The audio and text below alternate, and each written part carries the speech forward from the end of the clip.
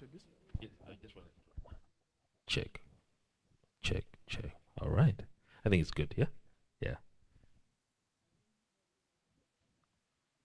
You want to-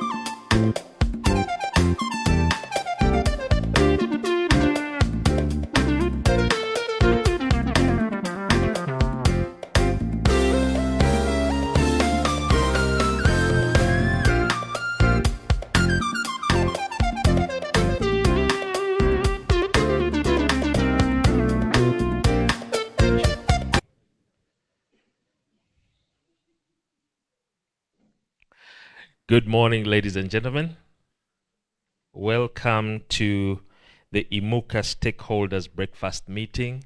We're actually very glad that you were able to make it on time, and I hope you're just as excited. There are very wonderful things ahead as part of the program. I hope every table has a program on it so that we can, not really waste time with me going through every bit of the program. My name is Thomas Twesige, and I am your host this morning. I have had the privilege of being part of the Imuka family for the last couple of years, and it has been an absolute pleasure being of service to the ecosystem and the entrepreneurs. So before we actually start, let us stand up and say a word of prayer.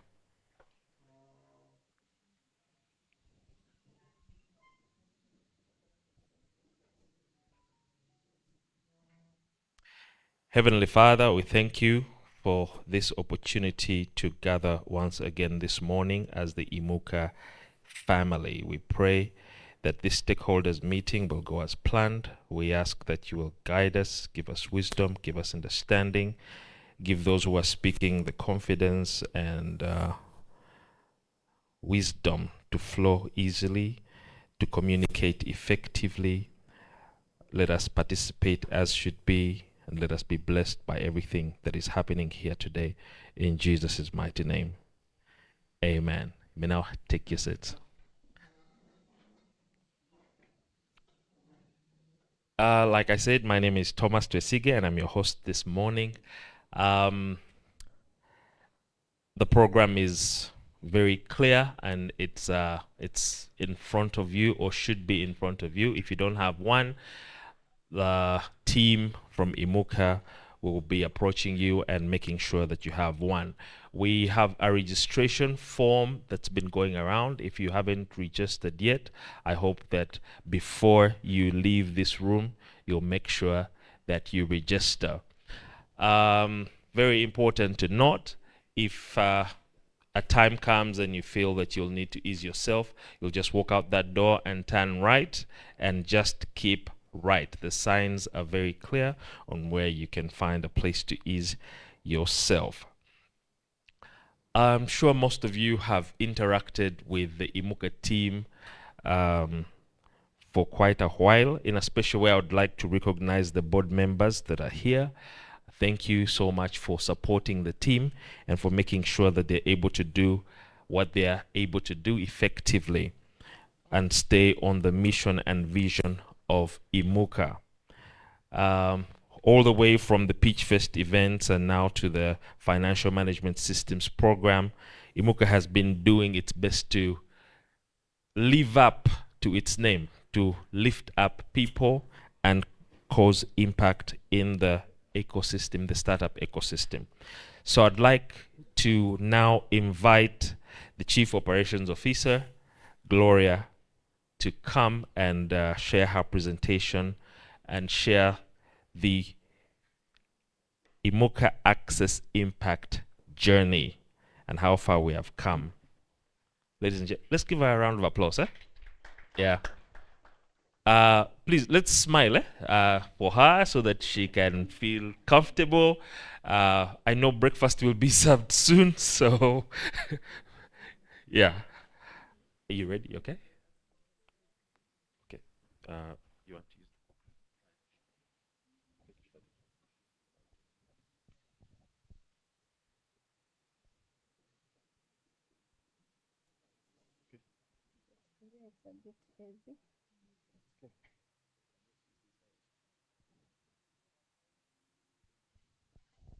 Good morning, ladies and gentlemen. It's a privilege and an honor to stand before you. Thank you so much for gracing our invite and being here today. Being the first presenter, I hope my nerves won't give me away. But yeah, I'm called Gloria Ogutu Adeti. I'm the Chief Operations Officer at Imuka Access. I'm here to share with you our impact journey. When they say impact, it's supposed to be a very long-term thing, but we like to celebrate our milestones as they happen. So that is what I'll be sharing with you today. So I want to talk about what we have done so far, starting with why we even started Imuka Access in the first place. There has to be a problem that you're solving to start something. So for us, the problem that we saw in the entrepreneurial ecosystem was that 74% of small and growing businesses in Uganda were unable to attract credit. They had limited access to information, to business support, and they had little collateral. They could not get money from the banks. So all this was leading to a very high mortality rate. They were not sustaining their businesses. So as Imuka, we started out to solve that problem. And we've been working over time on a platform, a digital platform that we are going to present to you today. It has been a work in progress, is still a work in progress, and we look forward to having your feedback. Feel free to share with us what we can improve on it, because we believe it will be the best solution to counter this problem. This platform is a digital platform. I will just point out small benefits. Another colleague of mine will come here to elaborate more about it later. So the Imuka platform seeks to provide financial opportunities for entrepreneurs, since they don't have enough collateral, and some even have, but they don't have information. So this platform will have that information to have investors on board and experts that will be able to support them to develop their businesses. For the experts, the platform will have a pipeline of entrepreneurs who are willing and able to pay for expert services. We have that ongoing even right now with the accounting and financial management program. I'm so happy to see some of our experts right here, and they will testify that there is value for their service. For investors, we are trying to cut short the time they spend in getting ready, investment-ready business deals. So the platform will be able to provide investment-ready business deals, of course, with support from the experts who have already pre-validated those deals. For partner organizations, we do not work in a silo. We work with partners, and organizations will be profiling programs from their organizations that we feel will benefit our entrepreneurs in the long run. As Imuka Access, I think Thomas has hinted on it, we started a regional Pitch Fest program, still in a bid to address the problem of giving information to entrepreneurs, giving them expert services, and helping them to access affordable financing. We started with business clinics for the information sessions. We were able to reach more than 300 entrepreneurs in all the cities of Uganda. We would go around and talk to them and inform them about different opportunities that they can leverage on to grow their businesses. We also conducted Pitch Fest events. We had our Pitch Fest lead, Margaret Nakakande. She's also here today. Thank you so much for always leading us through the Pitch Fest events. We would do that in all the regions of Uganda. That's northern, eastern, western, and would end up with Kampala for central. So we did that for 3 years straight, and we only haven't done that this year, but we shall resume. But it's a very good event that enables entrepreneurs to pitch their businesses directly to investors. But it's just that we used to face a problem at the end when the match has already happened and the entrepreneur doesn't have the documentation to qualify for this deal to pass through. So that's why we are working with the experts to try and go back and streamline all that before we resume the Pitch Fest event. We have also worked with other organizations, like I said, that align with our goals. We've supported over 1,000 youth with Swiss Contact Foundation. This program ran in 7 districts of Uganda. It was a ULearn project. We also supported 100 youth under USAID, Youth Leadership for Agriculture. And you realize the programs we go into, we try to align with the SDGs, so in different ways. That was for agriculture. We also supported 400 youth and women in partnership with Shona. Some of our experts who worked with right here were able to support them in Bale and Gulu. That is under the Generation Food Hackathon. That was mainly for farmers. And after that, 150 of them were selected for a boot camp to get them investor ready, to help them with the pitching and the decks that they had to present to the investors, and that was so successful. We also worked with Grow Movement to support entrepreneurs under that project. We worked with She Trades Initiative. This was mainly a gender program, gender-led program to support women entrepreneurs. We worked with Adansonian, that is in Italy. They were able to do trainings for entrepreneurs and experts, and some of them were actually fully funded to go to Italy for more exposure, networking, and more training. And still the programs in partnership with organizations. We have, over the years, worked with REBI. I want to thank Claire, who is in attendance. They have always worked with us annually, every year. We have been able to impact 100 entrepreneurs under their Climate Launchpad program, and we've been able to impact over 200 entrepreneurs under the Climate Accelerator program, that is with REBI, and it happens every year. So we are glad to have that partnership. Thank you so much, Claire. We also have supported 20 entrepreneurs under the UJEFA, that is mainly green energy. And currently, we have these 2 programs running as we speak. Actually, I think there's a feedback session today for the accounting and financial management systems program, where we're working with our experts here. There are over 30 plus, but we have a few representatives here. We are working with them to streamline business documents, especially accounting and financial business documents of entrepreneurs in Kampala metropolitan area and in Mbarara city. So that is ongoing currently. Another colleague of mine will shed more light on it for those who would want to join it. We also have an IFC program. As we know, IFC is an arm of the World Bank. This is a very huge opportunity for us as Imuka and also for our stakeholders. They are looking out to create those linkages and market opportunities for experts, entrepreneurs, and investors. They want to understand the ecosystem in Africa, and we are so glad to be their local partner in the African continent to do that with them. Through these programs that I've mentioned, we have been able to ignite the spirit of growth.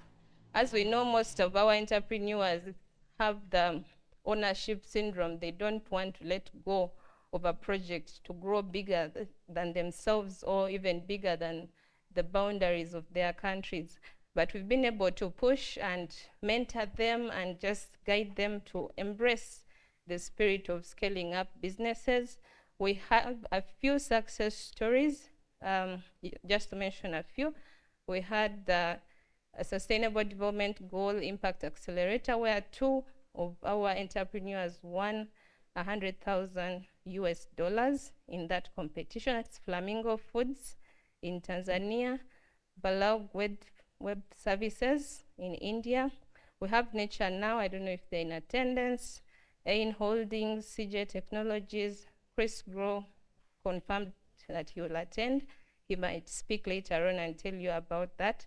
They've been able to really secure big amounts of fundings that have enabled them to scale up their business operations. We still continue to seek for partnerships. We don't believe in working in isolation. So over the years, we have built synergies and partnerships with both government institutions, private sector institutions, and all the businesses we work with, we take them as our partners. So we've been able to work with Uganda Industrial Research Institute in terms of government, Uganda Industrial Research Institute, KCCA, UIA, we invited them. I have Max Sherura here. He's a business development manager at Uganda Industrial Research Institute. KCCA is also in attendance. UIA, we have Makere, FTBIC. And on the African scale, we are in partnership with AIN. Bosco, thanks for coming today. And also looking at the private institutions, we are in partnership with Kasaiba, who is really doing well. He's, I would say, the lead digital innovator in the mobility sector right now. We also partnered with Goldstone in many of the programs that I've mentioned up there, including SheTrades, which was the biggest. We also have like I said, our businesses that we work with, we take them as our partners. People like Yellow Star, she'll be sharing today her story. Chap Chap has really grown across the board. We have PDN, we are doing some projects for them. Rebi, we work with them annually. Chris Grow, among others that I've mentioned here and there. But like I said, we are still looking for partnerships. So we are open to working with you. We are pushing for partnerships with Salam Bank, NSSF High Innovator, UDC, UDB, UMA, UWIL, and UZIA. We work with them, but we want to really make it official and work with them like on an official basis. And also working with all these partners will just help us to achieve our goal. Our goal is to support over 10,000 businesses to scale up to at least raise 125 million by December 2025. It's really a quite ambitious goal, and we realize that we cannot achieve it on our own. That is why we really value partnerships and collaborations with organizations, government institutions, and private sector. This year, we have expanded our horizons in terms of partnerships. We have joined global membership organizations like IAVCA, that is East Africa Venture Capital Association. We are now members of IAVCA, and we are members of Aspen Network of Development Entrepreneurs. So we are able to reach more networks on a global scale and also have more impact in Africa, which is really our goal. So that is it for today. I just want to thank you all. The fact that you are here, that means you are partners in one way or another. You have walked the journey with us from the beginning. There are faces which are so familiar. Thank you, Brain, Mr. Brain Azemchap. He's always guiding us and telling us the hard truths that we need to hear, and he's on the board of Imuka. Thank you all for coming. Thank you for listening to me. I will leave the rest of my other colleagues to share with you. Thank you. I think she deserves another round of applause. You know, when she came up here, she said she was nervous. And she managed to sail through without choking. So well done, Gloria. We really appreciate you sharing the journey that Imuka has been through. It has been quite a detailed journey, yeah? And the goal to raise $125 million. You know, when she said 125 million, I was like, eh? Only? Then I had to look at the presentation and I saw the dollar sign. So it's a daunting task, but I believe that it is achievable once everybody in this room works collectively with the Imuka team. At this point, I'm going to invite Diana and her team to come and share the programs that Imuka is running currently and how they're going about it.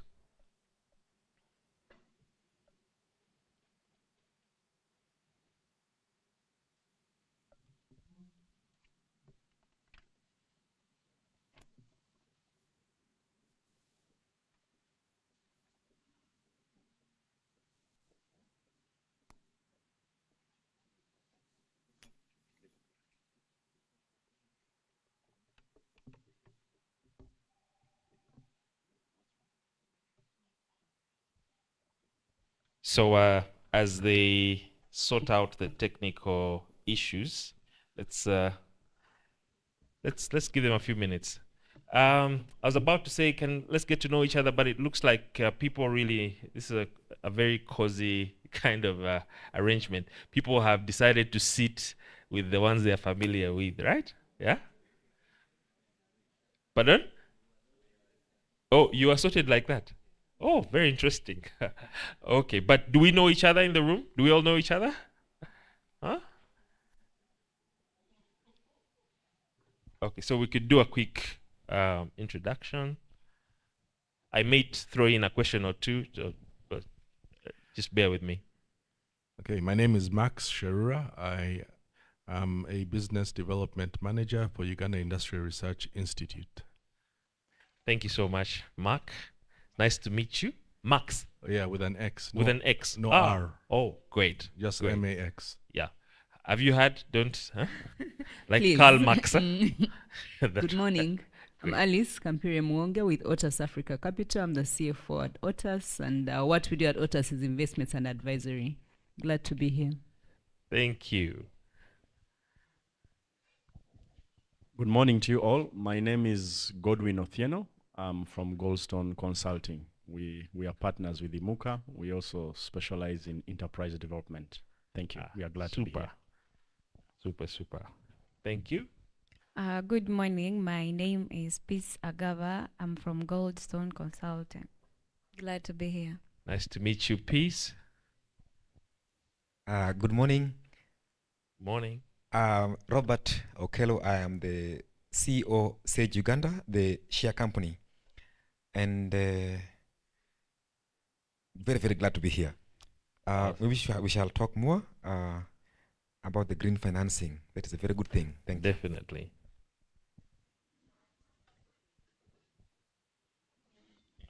Yes, good morning, everyone. Good morning. Ivan Semfka, working on the finance and accounting program with Imuka. Thank you so much. Nice to meet you, Ivan. Joseph Selfka, financial and management accountant with SN Consultants. Super. Julius Okrut, I'm partner HLB Jim Roberts, but working on as part of the team providing the CFO services to Imuka. Great. Nice to meet you. Sumpta Mwera, I'm a finance and management consultant. I partner with the Imuka on the finance and management program. All right. Thank you very much. Okay, Joy, I'm going to ask you to hold up. And I think Diana is ready. We will continue this introduction after her presentation. Okay? Good morning, everyone. My name is Diana Queen Ikoru, and I'm the finance and admin at Imuka Access. Today, I'm here to present about our program, that is the Accounting and Financial Management Systems program, and I'm actually very glad to see the experts we're working with. Some seated right there, and some actually here. How we came about with the program was through our Pitch Face program that we actually run annually. And I'm not sure if anyone knows about the Pitch Fest program. Could anyone tell us what the Pitch Fest is all about? Anyone? Or I choose it myself? No, but I would love to hear from someone who has ever participated in a program. I've seen one.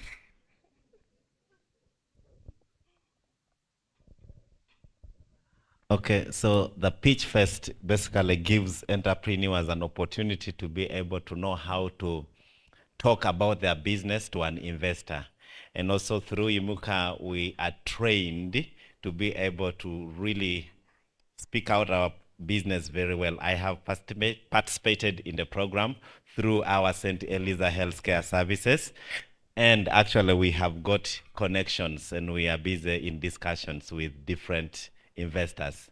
The only challenge, some of them come when they're so high and maybe our appetite is not yet very big because they are asking us to ask for like $1 million and we were only asking for 300,000. So maybe that's the only, but I really saw good program. So this year my wife was asking, I'm not hearing anything about Pitch Fest. So maybe then you need to answer that question, why they are not so. Thank you. All right, thank you, Mr. Okello. The Pitch Fest this year, I think we hadn't have it, but we plan to have a better one that is in 2024. And yeah, we're hoping that all of you participate. So in this Pitch Fest program, we realized that most of the entrepreneurs that we link to investors actually wouldn't have their systems streamlined. So that is why Imuka Access, in partnership with Chicago, came up with a program, Accounting and Financial Management, and in collaboration with UIA,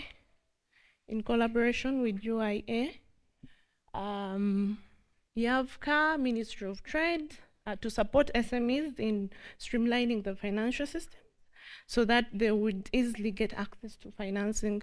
This program doesn't basically link the entrepreneurs to the investors directly, but we streamline the accounting systems to make them more ready and to make them more prepared for financing. An overview of the project.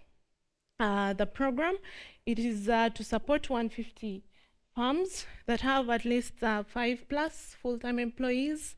That is in Kampala and in Barara, which currently the program is supporting 100 SMEs, 100+ SMEs in Kampala with the help of our CFOs, and about 40 that will come from Barara.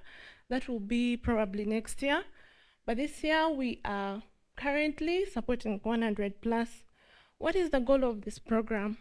The goal of the Accounting and Financial Management Systems program is to, just as I said, from our Pitch Fest program, is to improve access to finance. That is where once the investors come in to assess your business, actually most of them would like to know the performance of the business.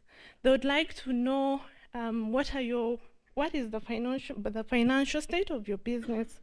So that is why we came up with a program to improve access to financing, productivity and growth of the SMEs. Through the program, there is the accounting software called the QuickBooks that is installed in the desktop or the laptop of these SMEs, of the entrepreneurs that we are supporting. And through the QuickBooks, they are able to generate their financial statements that can help them track the productivity and growth of their farm. So how is this program, how is it being implemented? It is a 3-month program that is hands-on personalized training from our CFOs. These are the chief financial officers. These external CFOs are plugged into these firms to take them through the training. And yeah, what are some of these benefits of the program to entrepreneurs? One is they can make the decision making. That is, they are better. They are in a better stage or state to make decisions. That is in the costing and budgeting. They're able to identify which products make more profits to them and which ones they can adjust to make their business profitable. And then better access to funding opportunities from banks and private equity investors. This program streamlines their accounting systems, and they are in a better position to access funding that is from the banks and equity investors. I'm sure we have investors in here as well. So through this program, we have entrepreneurs already in our pipeline. And just as I said, the Pitch Fest program, we look up to connecting these entrepreneurs to investors. So once we connect them, that is where the stage, that is where the whole process starts. So we plan to have a Pitch Fest that is next year. And these are the same entrepreneurs we're going to engage, and investors in the room. We also request you to apply for our Pitch Fest program that will be this year, since the entrepreneurs already financially, they are literate, financial literacy. They already have it, and I think there will be no doubt to really put in your money. There is a higher farm productivity, growth, and sustainability. They are able to track their performance, their farm performance through this program. And then benefits to experts, just like the experts we're working with as of now, there is professional development. Through this, the QuickBooks, that is the accounting software, just realized that it actually keeps upgrading each and every time, the new versions that come in. So the experts also get the opportunity to develop professionally. And then networking opportunities through this program.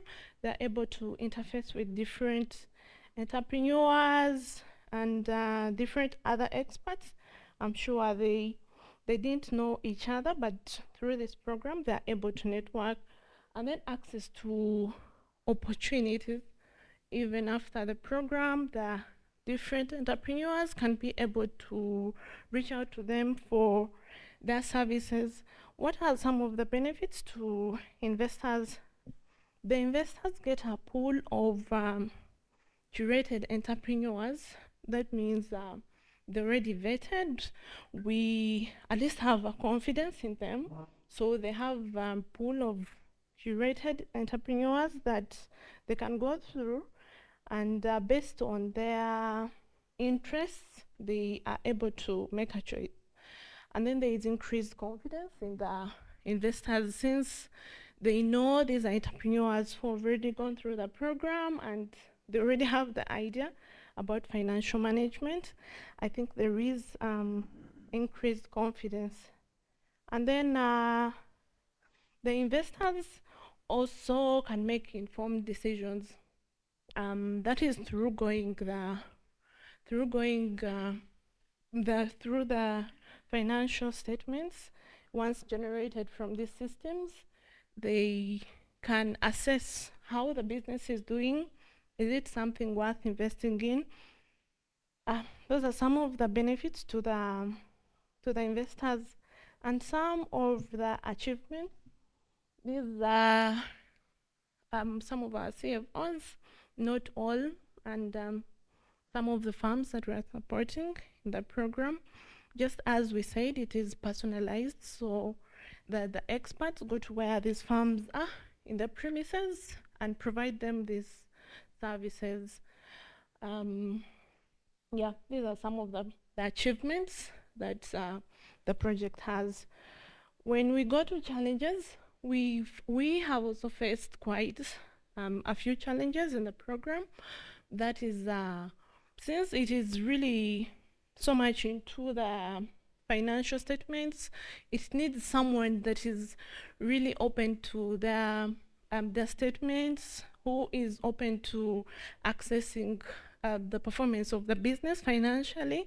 So we found out that most of the firms they hide a lot to themselves, and we found out that it was really so hard to access their financial systems, and it would really drag us so long trying to convince them, since the program is all about streamlining their statements.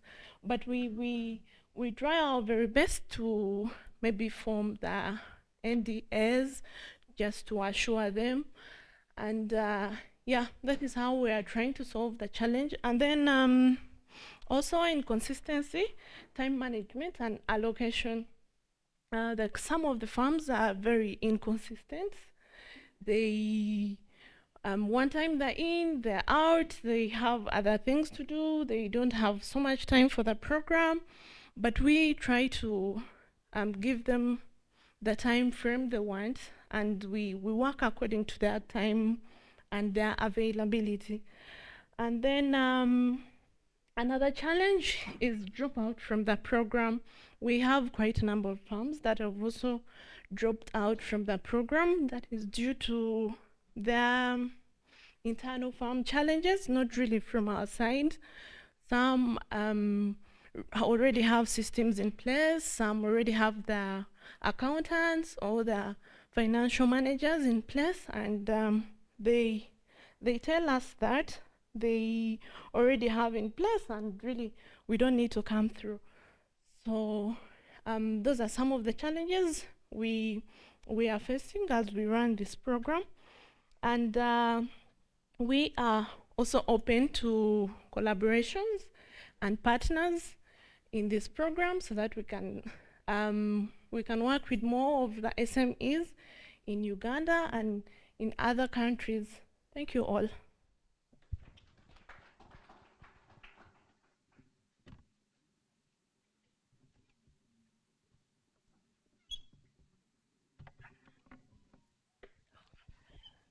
Let's give Diana another round of applause. If you have been part of the Imuka journey for a while, you know where she started. I'm sure she couldn't even hold a microphone like this, but now she's able to share the ongoing programs eloquently, and that means that the team is not just out there building other people, but also investing in their team members, okay? As we get ready to hear from, this is Eugene, right? Joy. Oh, okay, Joy is presenting on the platform itself. I also see that there's a breakout session, but I'll leave that to you guys to handle. As we get ready to do that, it just dawned on me that we had crossed over into a new month. So happy new month. And the year is closing. So it's closing on a good note, as we are hearing the good things that have happened throughout the year, and also prospecting for the next year. Okay, over to you, Tim.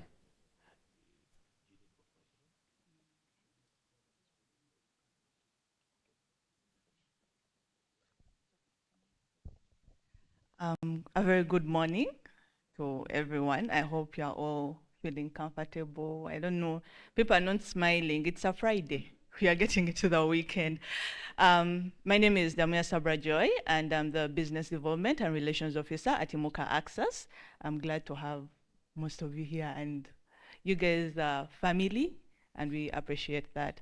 So today I'm going to share with you one of our projects that we have been conducting since September. That's the IFC project. And IFC project, let me just tell you more about the IFC, those who don't know IFC. So IFC is the International Finance Corporation, and it's an an arm which is under the World Bank. I hope we are all comfortable. We know when we hear World Bank, we think money, but IFC has been working with various government organizations as well as the private sector. And mainly in this project, they are keen to working with the African Entreprenual Ecosystem. So we partnered with them as well as the Chicago Booth School of Business to conduct a survey, which is not just a survey. And this survey, we are conducting it on behalf of IFC as an implementer. So in this survey, we have 2 surveys that we are conducting. That's the partner survey, that entails the investor support organizations, the accelerators, the incubators that are all across the African continent. And as well as the entrepreneur survey, basically to understand the needs of the entrepreneurs. If you are to look, if I'm to use Uganda, basically, we have different challenges that we face as entrepreneurs. And we have different hubs, different accelerators, and what this program or project is aiming towards is creating a bridge between connecting the entrepreneurs to the various partner organizations. As I mentioned, that's the investor support, the accelerators, as well as the incubators. We have challenges we are facing, but I believe if we have one voice and it's unified, we are able to address all these challenges together. So the partners that are participating in the survey, that's the investors, accelerators, and the incubators, we lay down incentives to each and every partner that participates in the survey. So we have, IFC will be providing an access to a curated potential list of entrepreneurs. These are not just entrepreneurs. In Uganda, we face a problem where someone who runs a business in 2 days will regard themselves as an entrepreneur. You know, when they get the money, they buy a car. You know, but this project and basically the survey, we are getting high quality entrepreneurs.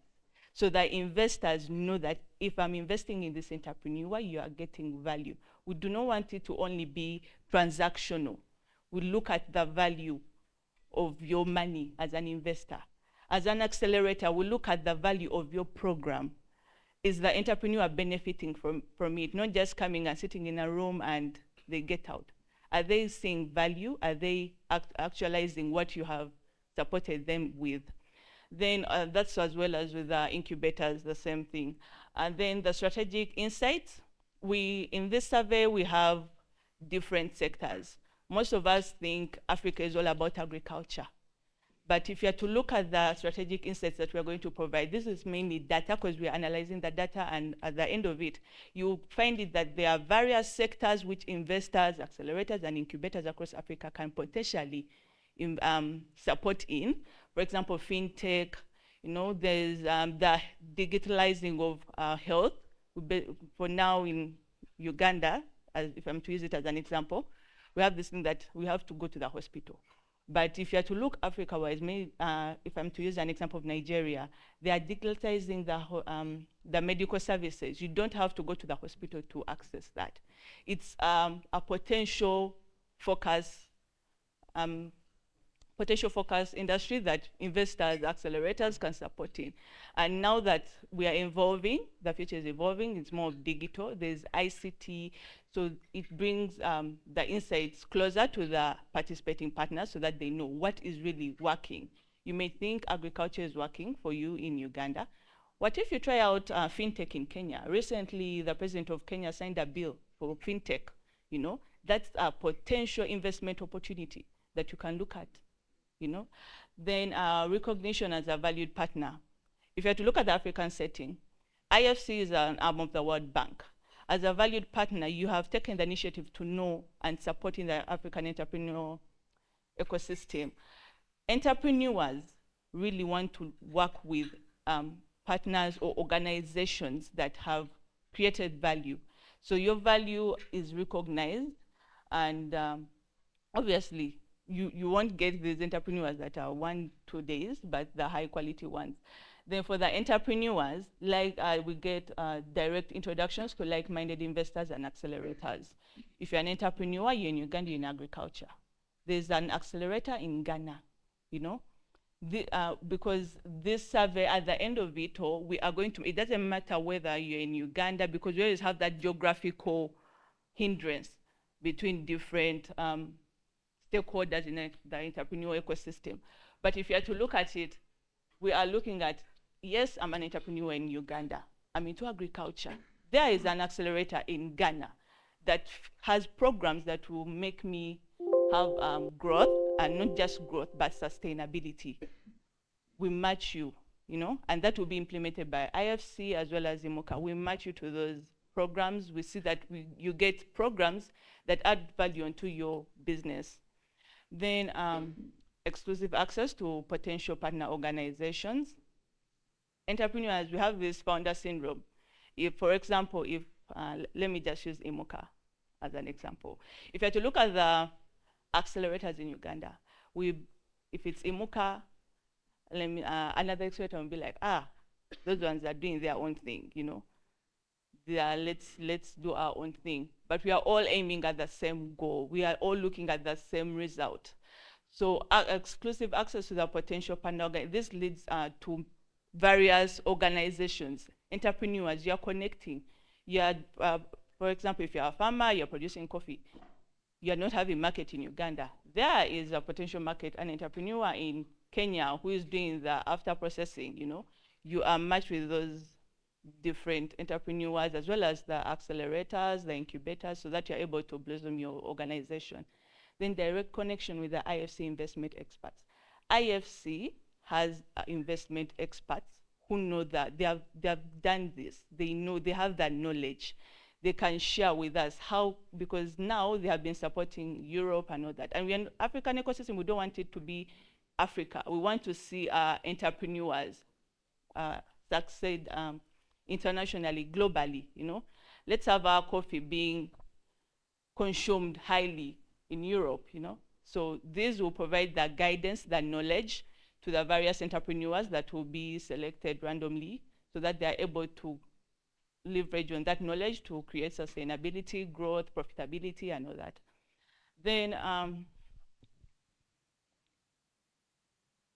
as I informed you earlier, we are having 2 surveys. So just using this as an example. We have 4 pillar countries, that's Kenya, Egypt, South Africa, and Nigeria. So for the entrepreneur survey responses, we had the target of getting over 2,000 responses. And if you are to see, for the pillar countries, we are aiming at 400, least minimum 400 responses per pillar country. The reason as why we chose the 4 as pillar countries because of the investment opportunities that are in those countries as well as the innovation. They are far ahead of us as Uganda. So what we can do is tap on their knowledge so that we're able to blossom all these other countries and the rest of the African countries. So for Kenya, we had 472. That means we have exceeded our target number, which was 400. Then for Egypt, unfortunately, it's at 55, you know. And mind you, we started this program and the survey in September. So I urge each and every stakeholder that's here, if you have networks in Egypt, this is that time. Reach out to me. You know, experts, I know because we have been working with various experts, not only us. We have experts in Cameroon, we have experts in Nigeria, we have Kenya, we also have, so to mention but a few. So we really need associates. If you have in your connection, if you have associates that can support us in Egypt to get that number high, because we are aiming at minimum 400. So that will be great for us. Then as well as South Africa, if you have to look at it, it's at 124. We have a deficit. So I still urge you to look within your networks. And even you as a stakeholder here, if you yourself can help us, we can take you on board. You're an associate, you're an expert, and the expert or associate services do not just go like that. We value your time, we value your input, so obviously there will be compensation. And the main Focus is getting the results because we believe this will be able to enable us build a great entrepreneurial ecosystem. Then Nigeria, we're at 503, which is excellent, according to the minimum survey responses that we expected. Uganda, we are glad the entrepreneurs embraced the survey, and they are still actually filling it in. Then we have the rest of the countries that are like the second pillar countries.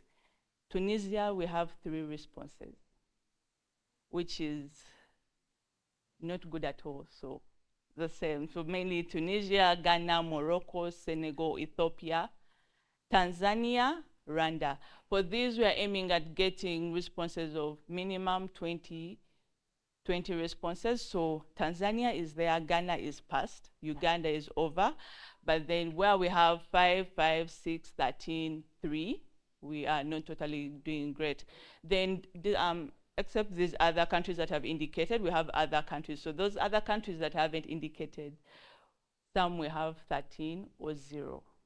So in case you have in Botswana, Zambia, we really need you to come on board and support us, because this is not something that we are working as Imuka. This is something for all of us: an investor, an accelerator, an incubator, an entrepreneur, an expert.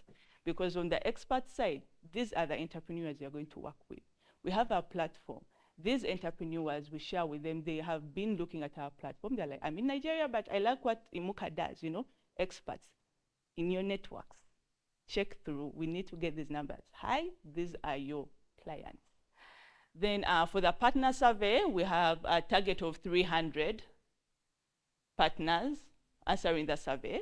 So far we have 223. So we have a deficit.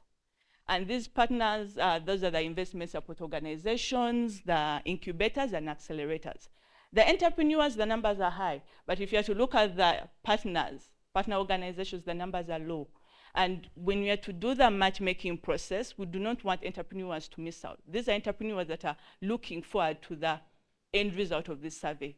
So I urge on to you, the investors that are here that haven't yet filled in the survey, please kindly do so.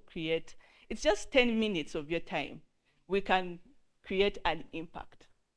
Do you know how it feels when it's Imuka Access has been able to uplift the entrepreneurial ecosystem, not only in Uganda, but Africa-wide, and you are part of that. So that would be great for us. For the challenges, which would like you to support us, that I had mentioned earlier, that is the limited response rates, that's for the various countries that I had mentioned, as well as the partners, we really need you on board. Check through your networks. If you have an investor that you know, if you have an incubator that you know, not limiting Uganda only, please inform them about that. We are really welcoming them on board, And this is just the start of it. Programs are going to be running because we are all looking at sustainability of our entrepreneurs. We are looking at growth. So various programs are going to be running, and next year, as Dan had mentioned, Pitch Fest. So Pitch Fest is there. The investors, where are you? We need you on board. So that is it from us. But I shared with the achievements as an incentive. So I'll be glad. I'm open to any discussions. You haven't participated in the survey, would love to have you on board. If you have networks in Egypt, because mainly Egypt, South Africa, since they are our pillar countries, I had mentioned they have innovation. Egypt, you're seeing how it's growing. First, it was maybe a desert, and now it's actually their entrepreneurial ecosystem is growing. So these are countries that we can tap in, get their knowledge, and invest in our own ecosystem here in Uganda. So thank you very much. I'm open to discussions. I'll just be right there behind, and any questions and recommendations, we'll be able to welcome them. Thank you.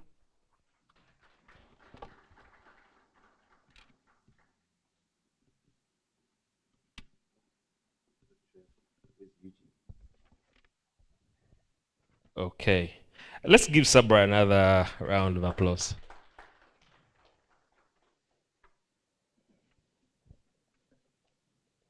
As you can see, Imuka is doing wonderful things and attempting to go global.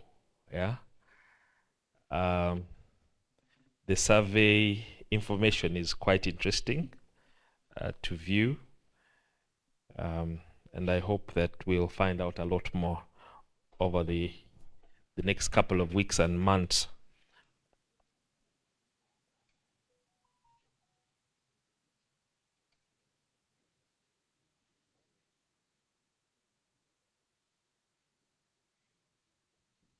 All right, so Eugene is going to show us how the platform works, and then we'll have a breakout session shortly thereafter.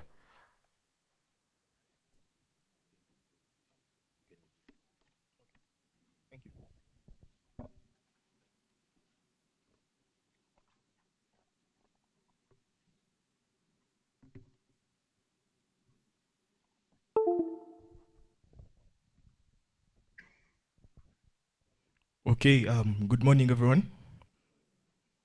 My name is Eugene Katusime, and I am the ICT officer for Imuka Access. So I'm here to present to you our platform and explain to you how we aim to use it to answer the questions or have solutions to the problems that we've discovered in our ecosystem. So just kindly pull out your phone and head over to imuka.co. You'll be able to view information there that you can benefit from. So let each one of us go there and just check it out. I'll give you 2 minutes.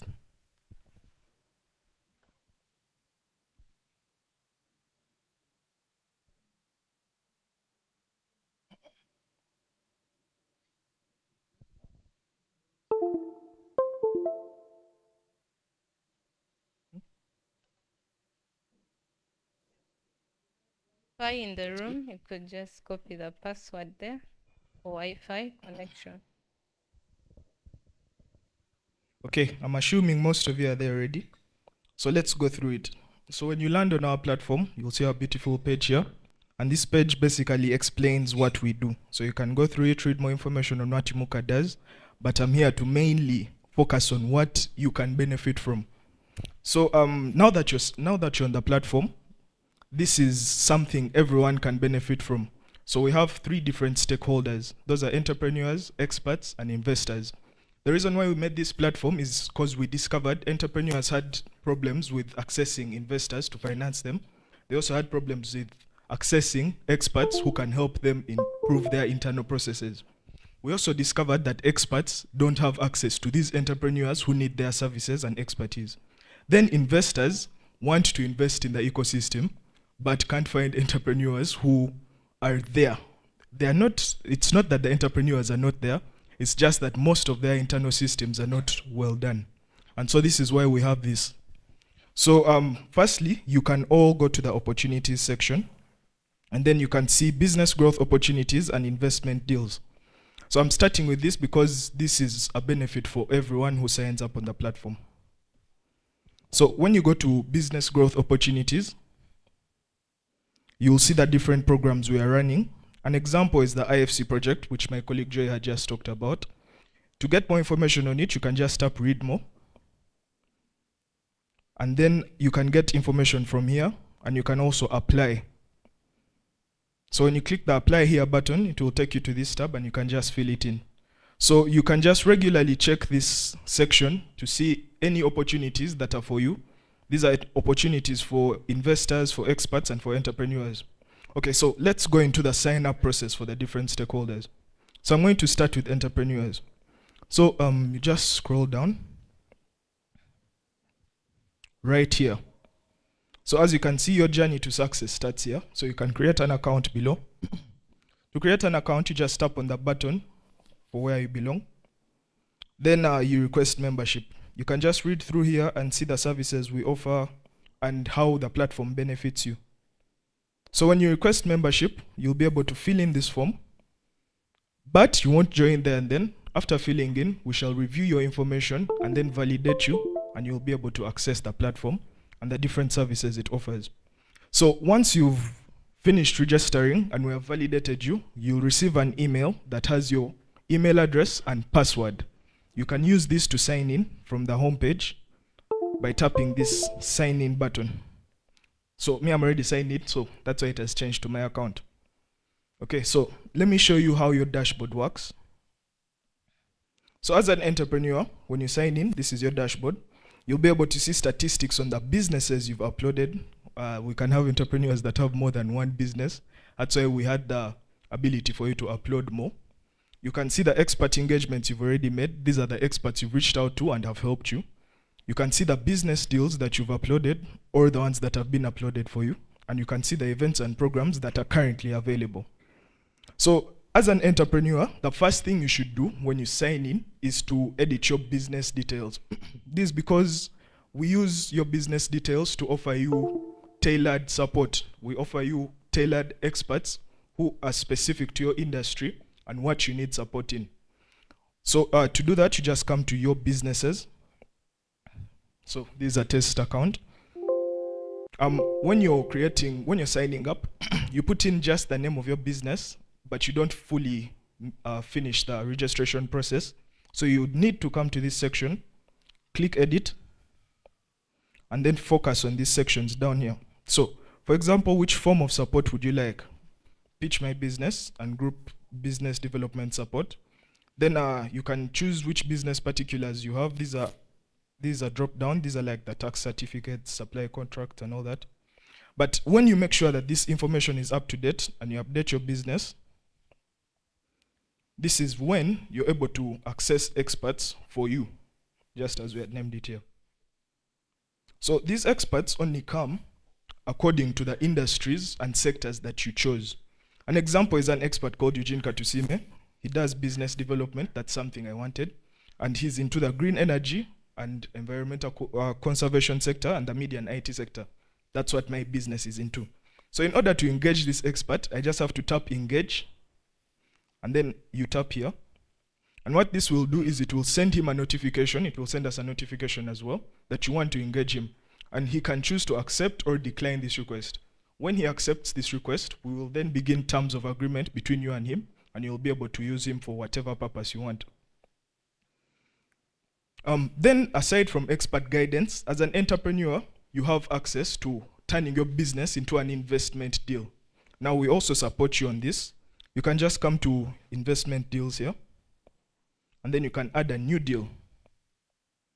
So when you put in your company information, the deal description, the pitch, and all that, we shall be able to validate it, help you polish it so that it speaks the investor's language and appeals to them better. And then we shall upload it on our platform for the investors to be able to access. You can also get in touch with an expert to upload an investment deal for you, because there it will be more tailored for you. Okay, so that's mainly it for the entrepreneurs. I won't go into the other features. You'll be able to go through them in the breakout sessions. So now let's move to the investor's side. So as an investor, to join this page, the page I had gone to previously, you just go and tap on investor, and then you fill in your form as an investor. So this is your page. Then you can request membership here. And you'll fill in your details here. So when you fill in your details, we shall be able to validate you and send you terms of subscription and terms of agreement. Then once you've managed to sign in as an investor, or once we have been able to put you on the platform, you can then come to your dashboard here, and this is where all the magic happens. So you can see all the you can see the entrepreneurial requests you have, engagements, and all that. Then you can also see investment offers for you. So just like the entrepreneurs, you have to make sure that your industries are specific to what you'd like to invest in. But maybe some of you are multi-sectoral, so you can choose more than one. Just come here to edit your details, then select the sectors you're interested in. So for example, I'm interested in media and IT, maybe green energy as well. And then you can save your profile. So when you do this, you'll be able to come to investment offers, and you'll be able to see investment offers that are specifically for you. Let me just show you an example of an investment offer here. So for example, this one was uploaded on 1st June 2023. You can tap on it. And then you'll be able to see more information on the offer, what is required for it. You can just go through all of this, and because it's as detailed as we need it to be. We also upload pitch decks, and for some investment offers, we also upload pitch videos. So in case you're interested in an investment offer, you can choose to submit an investment request. So to do that, you tap on invest on the investment offer. You can come, then put in your investment in dollars, the percentage of the share you want, and maybe additional information about the offer. So when you do this, the entrepreneur will be able to see the offer in their dashboard and will be able to either accept it or decline it. Then just like the other users, you have access to events and programs. And this is a section you should check regularly, because when we have a new one, we shall be able to upload it here for you to see. So for example, Diana had talked about the accounting program. You can come and tap apply, and then you can apply as an internal applicant. And then you can submit your application by filling in the forms for those specific programs. So that's for the entrepreneurs and investors. Next, I'm going to go to the experts. So as an expert, you can tap on expert here. This will take you to your page where you can then request membership. So when you request membership, you'll just fill in this form, and then we shall be able to validate you. So our validation process for experts is a bit more detailed, because we want to make sure that we give entrepreneurs and investors only experts that are valid for them, or experts that are good at what they do. So as an expert, after filling this in, when you come to your dashboard, the first thing you should do is edit your details. And when you edit your details and improve your profile, this improves your visibility to the entrepreneurs. So you just come to edit your details here.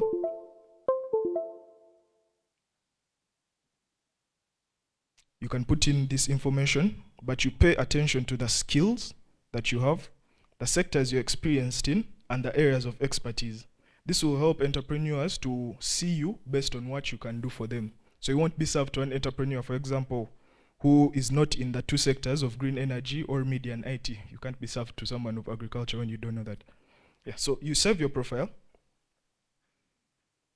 And when you've made your profile very well, you will be able to receive engagements from entrepreneurs. So I know it's a bit tedious to keep on signing in and check if you've received an engagement. And to handle that, we send you engagement requests via email in case someone wants to engage with you. So you can tap on your engagements here, and then you can see engagement history and engagement requests. So for example, Eugene Katusime is requesting to engage with me. And when I tap accept, the entrepreneur will be notified, and then Imuka Access will begin terms of engagement. That is when you can talk to the entrepreneur and then see how you can engage with them. We shall also talk about the facilitation and facilitation for Imuka as well.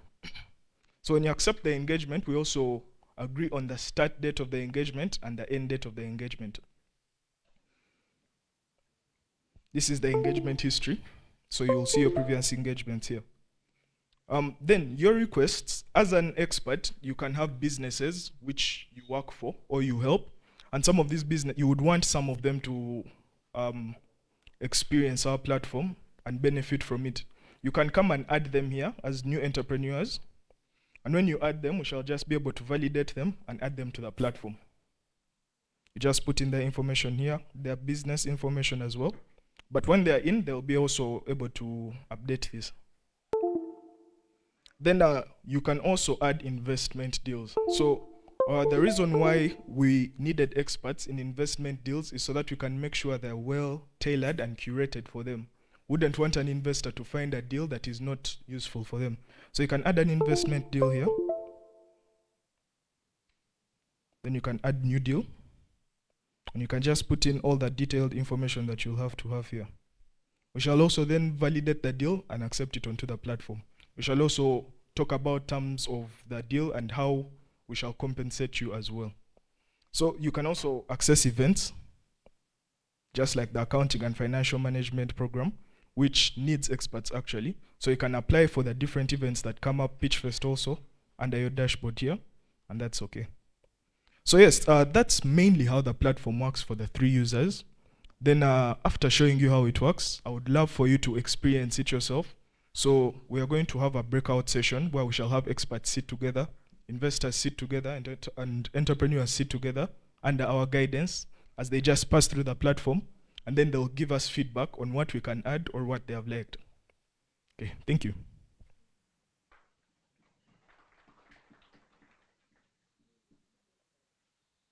Okay, so let's have the breakout session now. I think along with your guidance, I'm seeing a good chunk of experts are seated this side. So I'd like that to remain.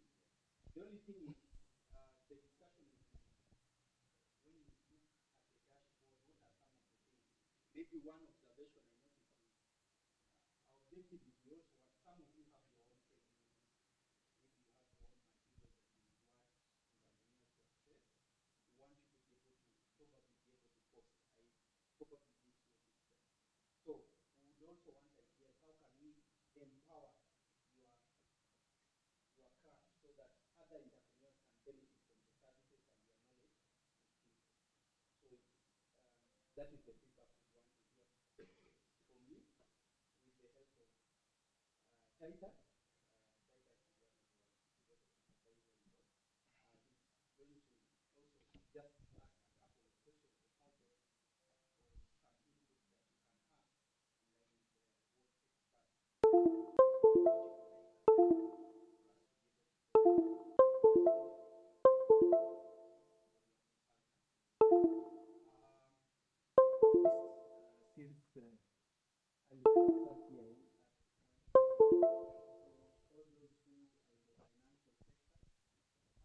I'll just hear it from you in person to ask you more about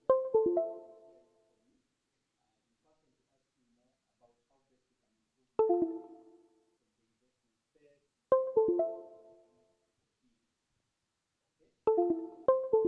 investment space, okay? People in the financial space, so that we can share more and probably get some insight. I think areas it would also be good for you to be with us this side. Since we are trying to promote domestic investment in Uganda, it would be good for us to get your insight. How to strengthen or what are some of the strategies you are looking from this side. I would love, at least from the entrepreneur side, yes, we want to share opportunities. We also want to provide personalized support. So would love if you're an entrepreneur or you're doing a business, would love to hear from you. Obviously, with the support of Ray, he's one of our advisory board. We'll also just be keen to hear from you as an entrepreneur or who is an entrepreneur needing support organization that you're thinking. What are some of the things we can do here to support? We are doing this exercise for just 15 minutes and then we shall move to the next session. So, entrepreneurs, at this point, feel free to change positions just for this 15 minutes. Move to where you feel you want to participate. So, experts that side, this side, investors this side, or related to finance, and then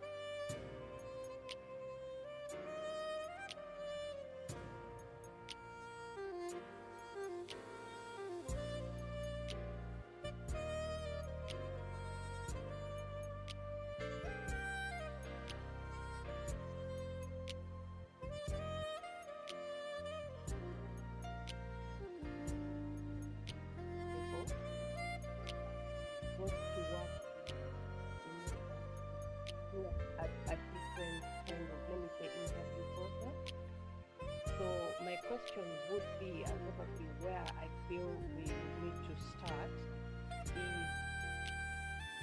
because we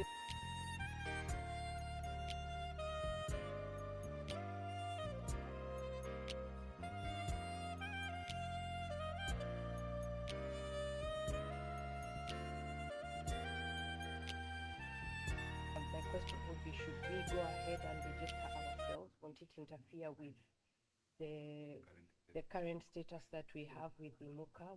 Where do we lie as the people who, because the bulk of us here are really working with you already. Yeah, so that for me would be where to start. My name is Sandra Chibombo. Sorry, I didn't start off that way. Never mind. Right. Okay, from the advisory board point of view, I have a bird's eye view of what happened, but I'm not very aware of the intricate details. So it would be helpful if I got a member of staff from Imuka to make a verdict, to pass a verdict on that application. But what I know for sure, the app can be cleaned up if we onboard it for purposes of experiencing. And also maybe to add on that, I think it's okay because some of us were reached out some time back to register to the platform. We did, however, I think there were some gaps. Glitches and changes. Yes, that were still supposed to be made. That's right. So we're not successful because it was still being developed. Okay. It hadn't reached the stage where it is. So I think it's okay. It's okay to log on and see, because eventually the data backend can be cleaned out. The user experience is important because you're going to use it.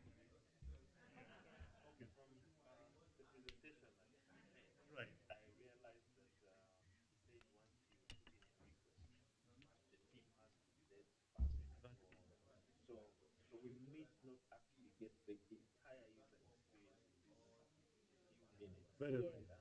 We can only get that. We can only say that okay, it's easy for you to register or not. Yeah.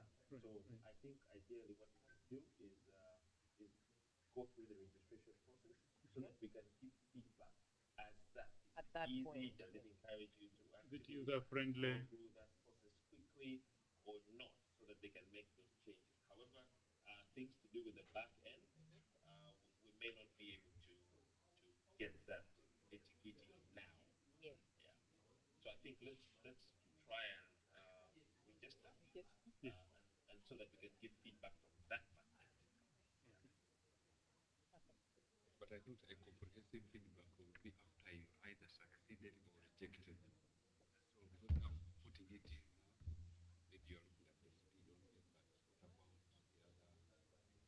but what about the other requirements? It may not be just the speed only. It may also be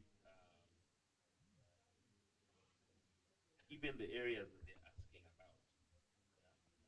Do you feel that it captures, for example, you may click on, say, It's okay. It's acceptable. Not here. Here you have to. So like multiple areas, like select areas of expertise, and it has a drop-down menu. Is your area covered? See? So when you look at that drop-down menu, and you scroll through, is it captured? So you're an expert, and you may have a very special niche. Yeah. So you check here and say if it's not covered, that's feedback now that we give. So it goes. I think it's really fast how fast we get on board, but also the areas that are captured. Are they areas of interest? Do they cover your area of interest? Okay. Then if you're maybe an expert in more than one area, are you able to register in more than one area, or is that an encumbrance? That's also feedback that we give. I was So, saying that meaningful feedback will be not. Yeah, no, definitely not. It won't be that what I wanted. Maybe some of the other things that we may raise, this is now beyond our ability, is going to probably, if you have now connected to an entrepreneur, first and foremost, if the entrepreneur expresses interest in a certain expert, does the entrepreneur reach out direct to the expert, or they have to go through? That is number one. Number two, if you have got connected, or yes, got connected with the entrepreneur, now you've gone into serious business. How do we handle the issues? Payments, for instance. Do I still remain an expert of Imuka, or now I can go and work for this entrepreneur as me?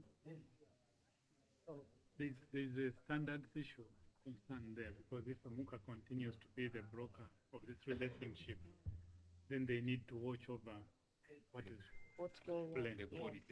That's And for okay. quality, because again, when you disagree, you might find you're all back to Imuka. No, there may be that that go between relationship. Yes. However, doesn't stop me to work as an individual. Okay, there are individual obligations within the contract. What he shared was that there was a contract which you come into. Oh, It is binding. Yeah, that contract binds you on the range of services offered, the nature of the relationship and all that. It binds you, but it also gives Imuka a chance to maintain quality. Yeah. Otherwise, you might find a situation where you've gone out and eloped, for lack of a better word, with the entrepreneur. And then when it goes bad, both of you run back to Imuka, settle disputes, which may not be a healthy place. Yet it is a binding contract which can keep you in a workable fashion and in touch with all the parties, and they're able to track. Maybe So it's maybe, also- so maybe what would emerge from your submission would be, can there be a tracker to say, okay, we are working with this entrepreneur to help them with their 5-year strategy. We are going to take 3 months. In month 1, we have reached 30%, and we can track it objectively. So that when the entrepreneur is saying no, you're able to say yes, and Imuka can be able to log on and follow through on that, which I didn't hear the session here. So maybe a tracker would help with monitoring and the quality issues. That when a milestone is hit, we're able to register it there. But it's a conversation which you'd have, especially after reading the contract with Imuka. I'm sure it may not be possible now. You were saying something. That's what I was actually going to say. Yeah. That I'm not quite sure if when I log on, I get access to some of the content you're telling us right now, because it would be imperative that before we log on to that system, we actually read through and understand the terms of reference of interfacing with this. Okay, what I understood is logging on does not give you express, and it's logging on post information which you're happy to share. Then they sit in and vet, then they get back to you with the contract terms which you're sent to. You cannot just be done to by law. Then thereafter there should be a relationship which you get in and it works. So from an oversight point of view, for instance, the board would be asking, how are those relationships going on? Is the organization safeguarded legally? Is the client getting the quality which Imuka promises? Because it's Imuka's brand which is the line here. Yeah, so those are the bits and pieces which probably need to be considered, but you should not feel unsafe by just logging on. I don't think. Maybe this is a bit far-fetched, but yeah, because this looks like you're a Jumia of sorts for different people, for lack of a better example, like you're a marketplace. Imuka is facilitating the buyer and the seller. Okay. Now, so where do you benefit? For me, that would be my question. Where does the benefit? Is there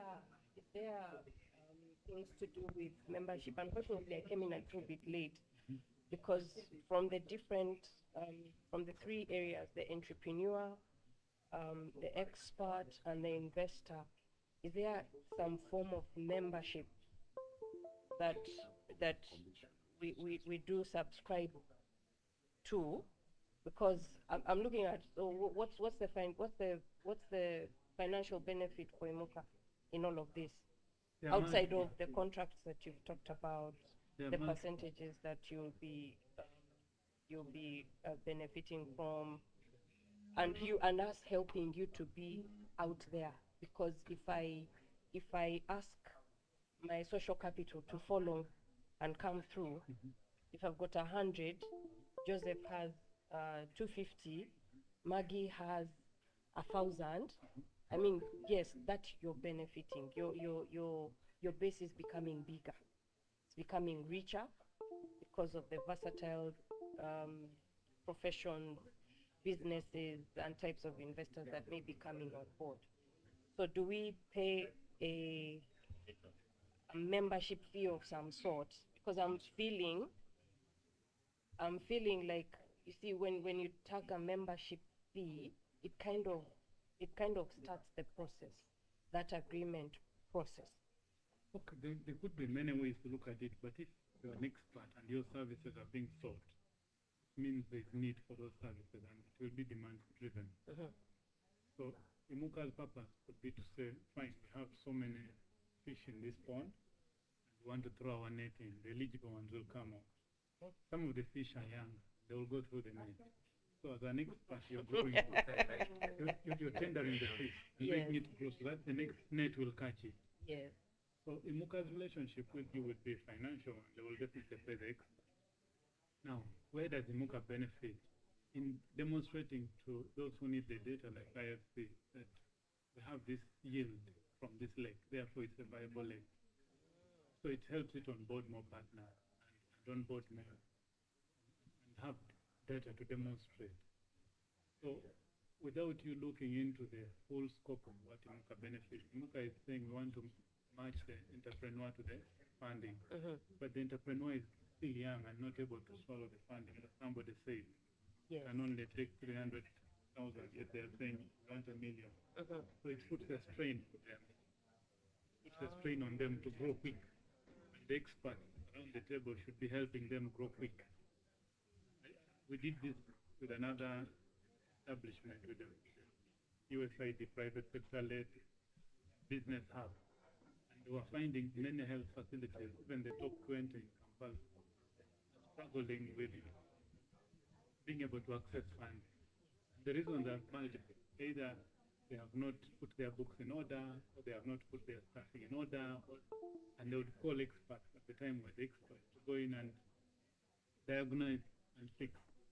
So you'd go to the facility and establish that they need to fix their financials. Then establish they need to do their structure, or they need to clarify their purpose, or they need to go back into their processes. So ended up in them attending a short MBA program, which was designed for the facilities to get skilled and fix their systems and then apply for funding. So right now, the funding is there. Some people are not eligible. That's where the experts come in to help them be eligible. The contract between the funder and Imuka is a separate one, but they want more people to access the funding, so everybody benefits. Right. So I think if Alex, go.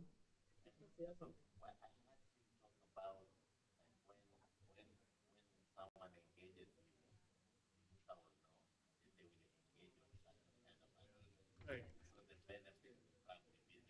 Right. So I think I haven't navigated through the system. But this is what I can get out of probably my submissions and files. Okay. I think we need something notifying us about in kind of terms of reference to understand some of these things before you even log on to the system. Because somebody would, even if you're supposed to be screened and see, you still need to want to log on to something that you have understood very well. So me, I would think, I don't know if it's there on the system, but just in case it's not there, it is imperative that it is logged on to somewhere before I go. If I go to the expert, let me say platform interface, I should be able to actually read something and understand. Yes, giving me all those details. Yes, if this is what we expect from the experts. This will be the Imuka's obligations and roles into this. This will be the obligations for the entrepreneur into this. When you go into the dealing, this is how it will work. Just to answer her question, yes, if this is going to be the junior kind of, you need to understand the benefits before you go into that system. Yes, we know there are definitely benefits, but we want them to be clearly defined so that we log on and go into something that we understand. The saving and I'm not taken, that is another story. But I need to log in. You know, Maggie, to answer your question, you know there is a thing called terms and conditions. Yes. You can locate that terms and conditions. I'm very sure you find somewhere. In the fine print, usually. Clearly there. In the fine But print. you know, we usually, because we want it to be very direct, and now this is the contract agreement for the expert. But if you check the terms and conditions, ideally those the clauses are there. What I wanted to submit. Are they here? Okay, this is what happened. No, this is feedback because I'm sure people need this. That's right. Going forward. And we're just providing additional insights from what I've seen and also fact. While the brief, one-page brief is required and necessary, what happens with the expert? That brief may not apply to everybody around the table. So the contract terms which will be shared with you, you are seeing them. And it's because of the range of services you're offering, or the complexity of the service, or even how much demanded it is. You might find, for instance, your field is in materials. Governance management and human resources. Right, if you're in governance management and human resources, maybe human resources development, there could be crossover. Audit, I do organization development, it would encompass that.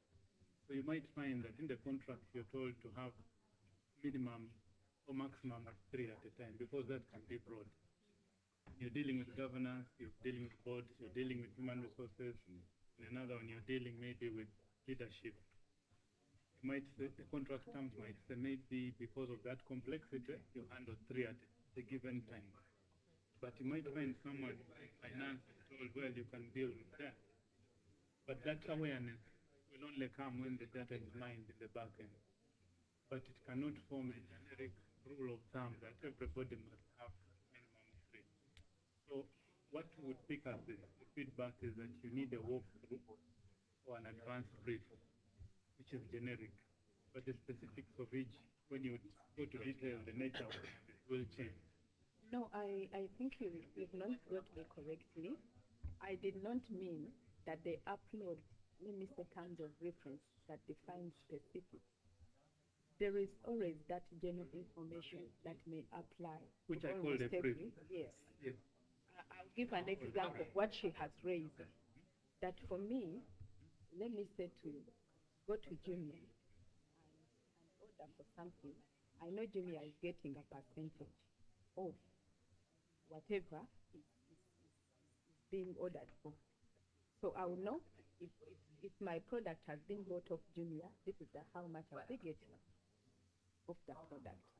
So those general specifics, I think they can be generic. And then when we go into specifics, that's when we have about 4 minutes. You had a submission.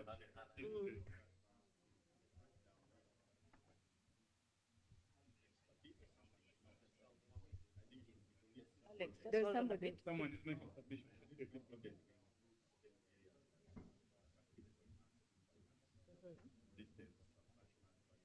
Yes. Yes. Yes.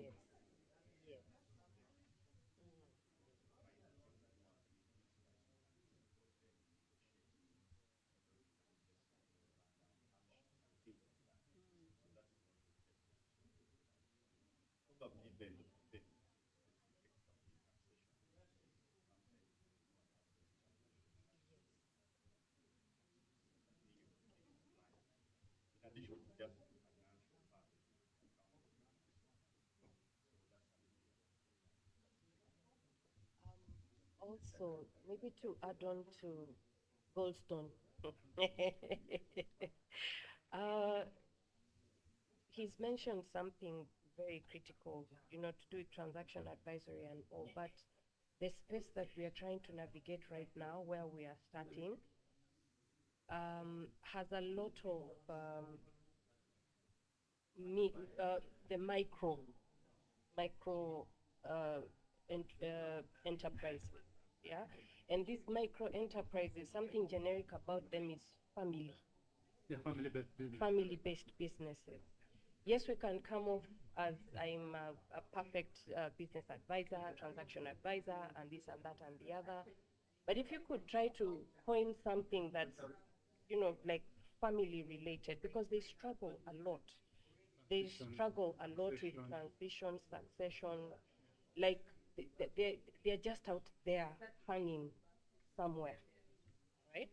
Now, to go back to what you were talking about on the one page brief, you could, from this discussion, I know you've picked a few things, you could start up a frequently asked questions page, right? It just keeps building. It keeps building. And with that frequently asked questions page, it will be able to answer so many of those things that we have hanging in the backs of our minds. Yeah. So in terms of, it could start with, in terms of, do I have to register? What are the benefits for me to register? Can I register in more than one area? Can I be an investor, an expert, and an entrepreneur? You know, those kinds of things. What I'm thinking that could probably be able to enhance the one page. Yeah.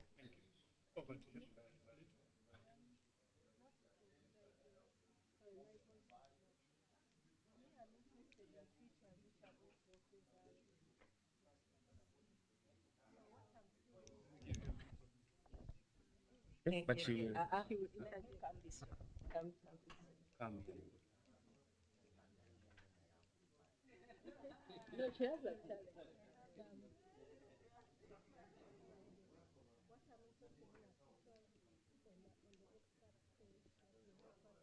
I manage the iPad.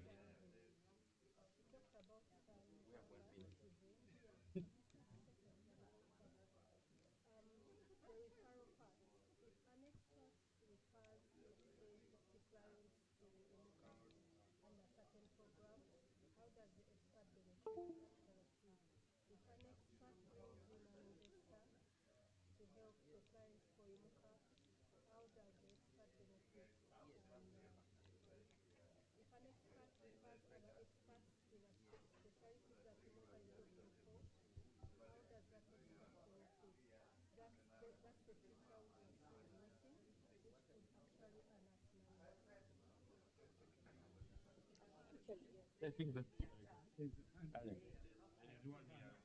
What? There are two. No, second.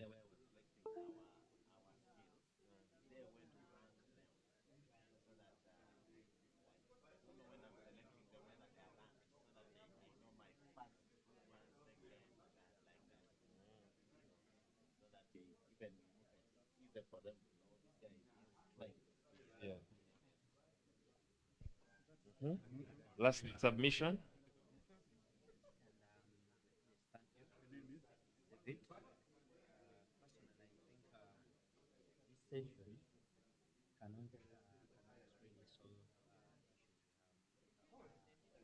Through you, request, since we happen to be like the pioneers, let you give us time, even if it's just maybe a platform or forum where we can submit our observations and feedback. Otherwise, I think whatever is coming up here is not gone, we do not have a look at it. And whatever we are raising, there could be things that are already there. If you looked at it, and some of the issues we are raising, they're already sorted. So I think we just have time. Let's look at the system. Whichever feedback Imuka needs. Let us give them the feedback through a design procedure, whether they designate or sub-line that we all get there and our comments and feedback, it can help them come up with a really good proposal. Otherwise, most of the things me I'm seeing they're here. Okay.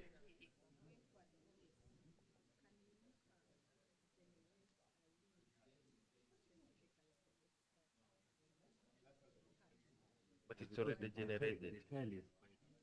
That's why you just click on the thing and you go. You see, yes, that's the general link. Huh? Imuka. So you go to your Firefox. Once you click on it, it will take you to all the. Okay. Guys, thank you so much for participating. There's been so much feedback given. And I hope that Imuka will take note of that feedback. So we can sit, we can either go back to where we were seated or stay where we are, as long as we're comfortable. Now Roy, who is the team lead at Imuka, is going to give his remarks and also have an opportunity to answer questions. Yeah. So if you have some questions, maybe from all the other presentations that we've listened to, and then you can make a few additions to what he's going to share, so that we'll have a quick run through when it gets to the Q&A time. Yeah. Okay, Roy, you ready?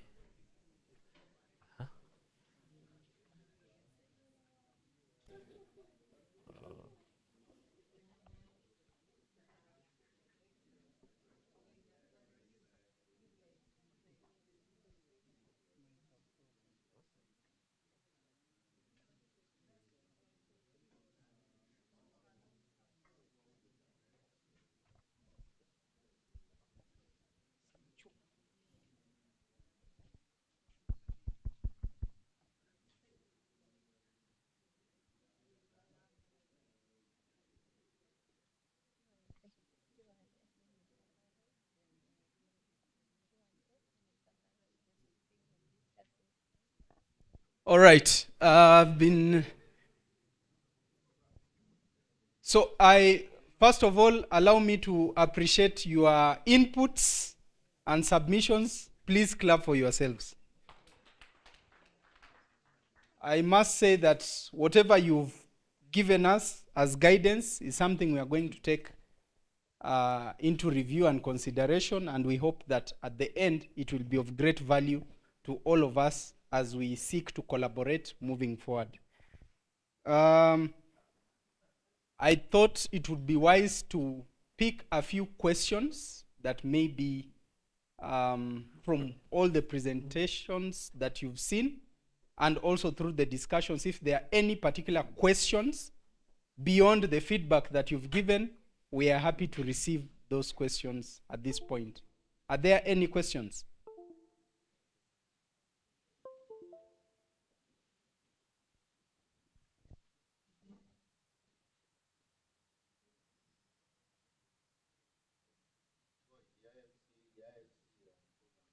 There is a mic. Deadlines. So program. So ideally, the deadline. Okay, so the question from him is, what is our deadline for the program that was presented of IFC? So the deadline is was extended to 15th actually, but in our communication is 14th December. So we should have closed it in October, but as Joy mentioned, 2 pillar countries were short of the targets because South Africa and Egypt, we needed to at least get 300 and above responses. Somebody would ask, why is Uganda not among the pillar countries? These organizations that have finance evaluate where is a lot of money going in Africa. So they evaluated that most innovations that are attracting a lot of money are in those 4 countries. So they decided would love to know at least some responses. What are their expectations in terms of support, so that as they look at what the organizations in those countries do, they can give insights, but also in our organizations, the ESOs or the fund, any entrepreneur support organizations in other parts can also get an insight, what are the others doing. So it's more of to help the other players, but also to get to know how are these guys different? Is it in what they're doing, in what they're thinking, or the people who are supporting them? So that this feedback can also go to the others. Yeah, so to answer 14th, yes, please, Assumpta. Yes.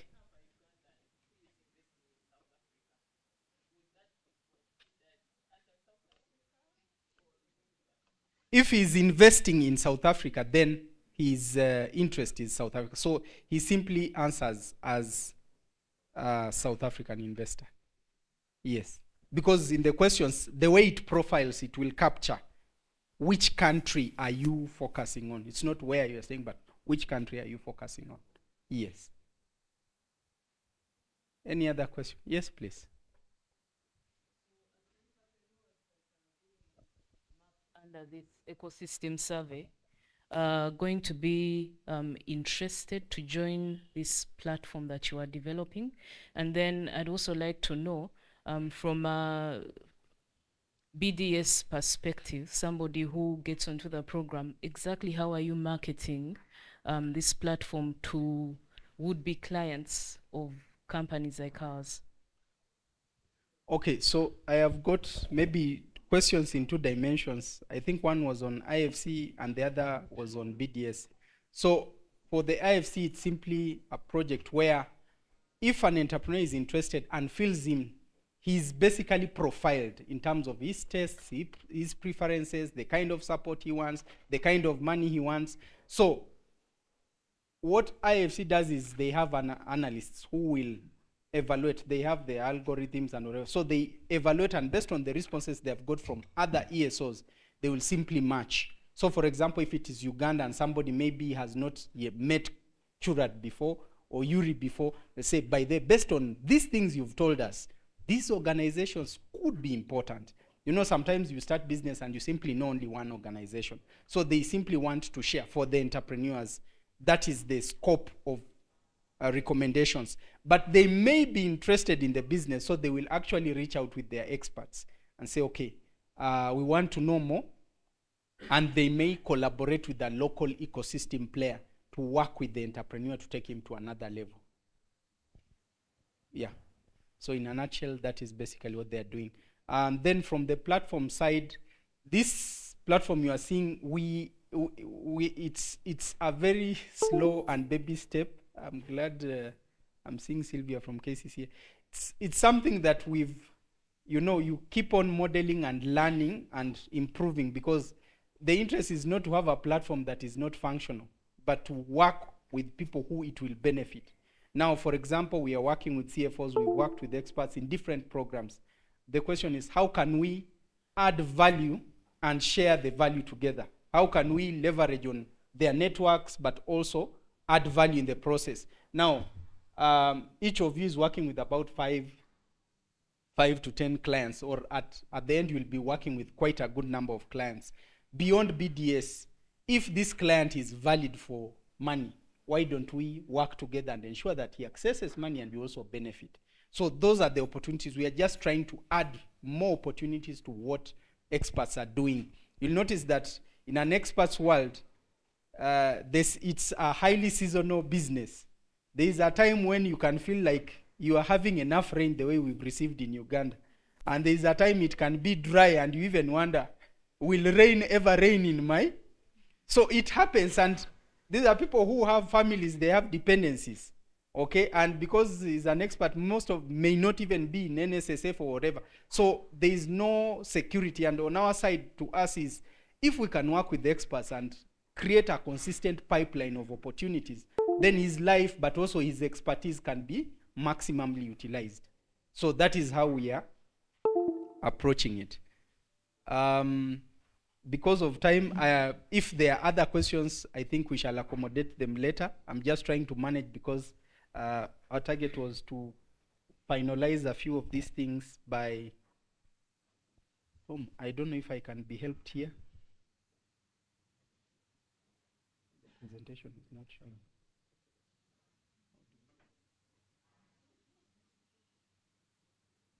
Okay, so I'm just going to finalize the whole presentations, just more of summing up what has been shared.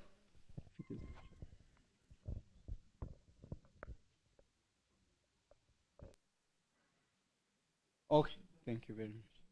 Okay, so I think my colleagues have shared the past and currently what we are doing, but the question is, where are we trying to move and what are we trying to? So I thought I would share this with you. To us as Imuka, our mission is really we want an entrepreneur to experience a world where he sees opportunities and financing for sustainable growth. Sustainable growth means he's growing, but also his community is actually growing.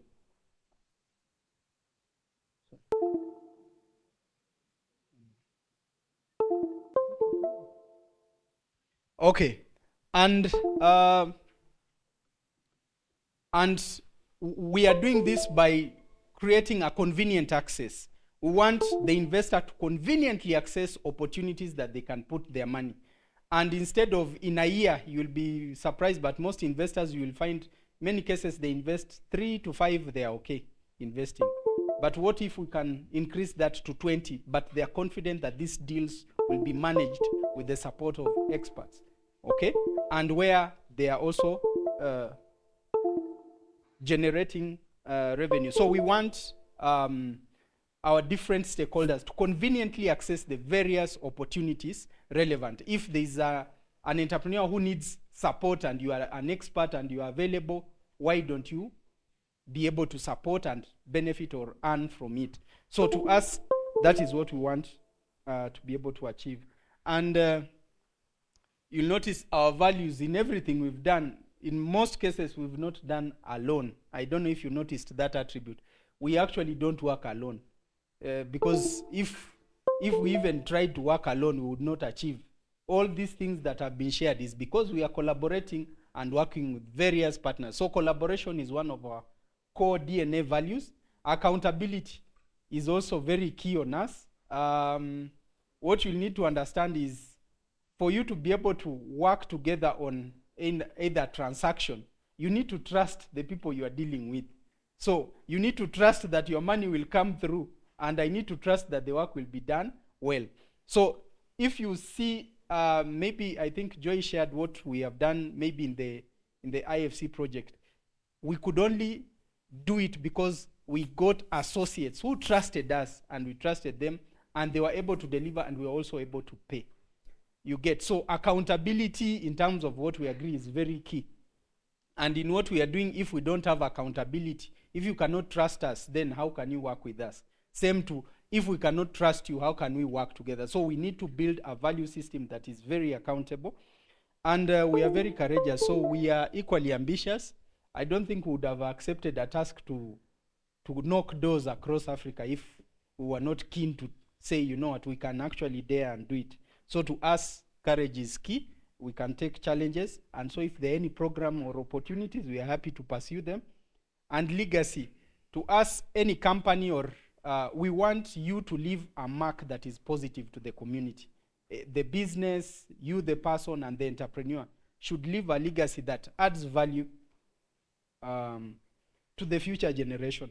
What do we do? I think, in summary, we do business development support, capital raising. For investors, we do deal sourcing, origination, and then we support various programs. If you have a program and you want it to be managed, I think we've shared 2 particular examples of programs, but also Gloria shared some historical programs we've been part of.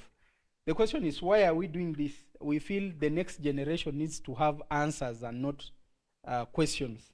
And we are trying to be part of the answers in ensuring that the children, our grandchildren, and our can at least have something to look forward to and not problems to mitigate that we leave behind. And our 3-year goal is really to support 10,000 businesses. That can only happen if we have more than 100 to 1,000 experts to work with. So we are actually very deliberate to see how can we have these 10,000, those clients of yours who are working with, how can we ensure that they access resources and grow. So that is the target, but as I said, it can only happen with your collaboration, and obviously we have to also to use technology because it's not something you can simply do that way. But the scarier goal is by 2030 we shall have supported 1 million across Africa.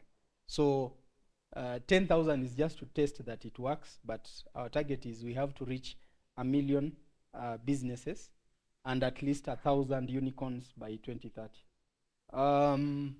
Yeah, as you can see, it's simply purely because we can collaborate and we can work together.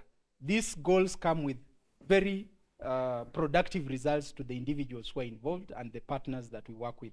So our plea to you is let us work together with mutual interest, mutual goals. I know that at the end, or at least we should be able to ensure that each of us is happy in whatever endeavor that we do.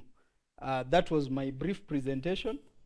I have been asked also to, do I have the green light, sir?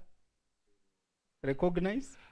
No, let's have breakfast. Okay. And then we'll recognize after they have settled a bit. All right. Know, so I thought there would be a round of applause. Okay, so that applause was for the breakfast announcement. But then let's give Roy a round of applause for steering this ship called Imuka Access very well. Okay? All right. Thank you so much, Roy. You still have something to say? No. I just wanted to also excuse our experts. I know there is a 10, 11 meeting which you can tune in case, but yeah, breakfast is okay. So let's have some breakfast and then circle back yeah, there are just a few things that are left as part of the program, so please don't leave just because we've said breakfast and you decide to leave. Have the breakfast before you leave. Okay? Yeah, thank you. Yes. Pardon? Maggie wants to pray for our food, it seems. So let me give her the honor to bless the food.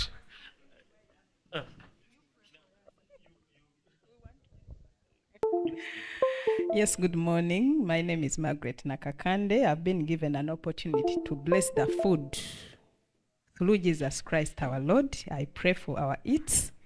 I pray for Imuka Access that has enabled those eats to be in this place, and I pray for those who have organized them, and through Jesus Christ they are going to be nice and they are blessed and they are going to give us all the nutrition that we need, and we are going to get satisfied. In the name of Jesus Christ our Lord, I pray. That was a very long prayer, but but it's okay. So as we get ready to get served, Maggie, before you go anywhere, I have a question for you. Yeah, so Maggie, you'd first tell this room. Guys, we can go ahead while Maggie is telling us. If you didn't have to work, what would you do with your time? Tell us.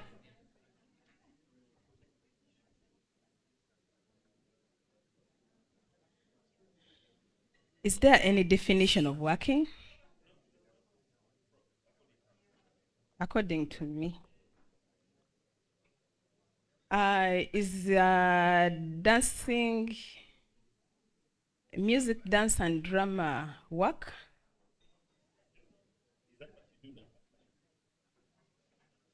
Okay, according to your question, if it wasn't work, what would I be doing with my time? Because that's an area I have interest in. Music, dance, and drama. So I'm just inquiring, is it also part of work or not work? Because that is something I would be doing. Maggie, you're very political. Can we play some music as we...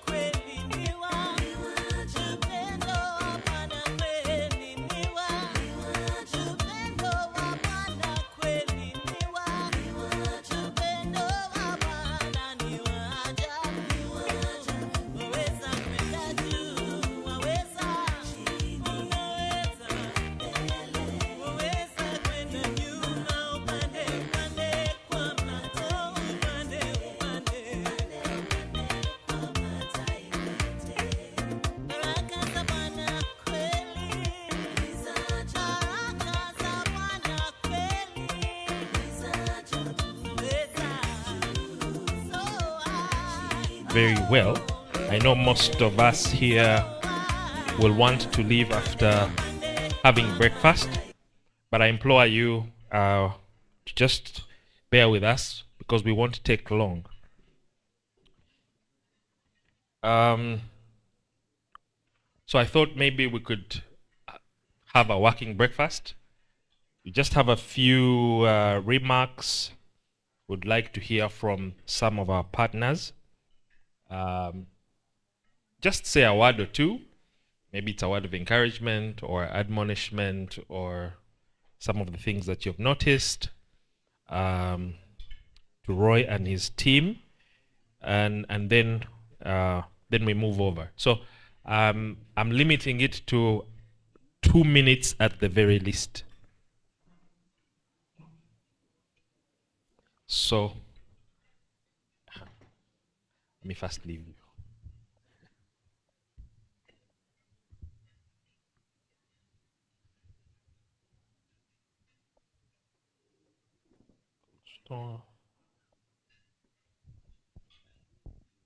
Everyone on this list seems to. Maybe I'll give you guys like 2 minutes to enjoy your breakfast, and then I'll be back because I can see everyone listed is still enjoying. Yeah. So we'll just do 2 minutes. Yeah. Yeah.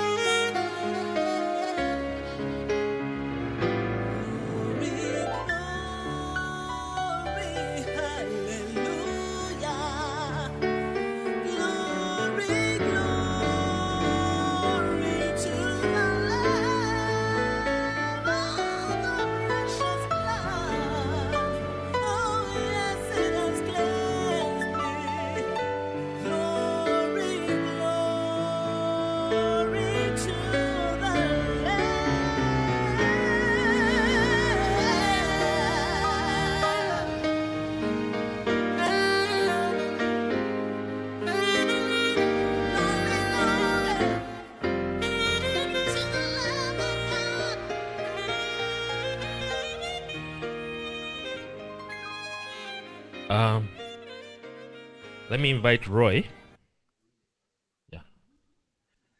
to do us the honors and recognize some people in a very special way who have been part of this journey. Thus far, Imuka has come.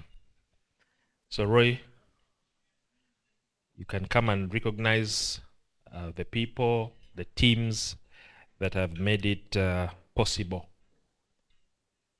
Then after that, we will have very brief speeches before we close. Thank you. I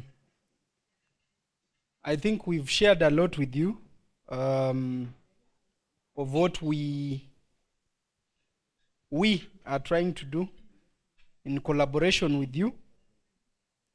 But as we do this, we recognize that even to reach where we have reached, it has been a journey where we've had people who have stood by us or supported us in various ways, encouraging us to do what we do.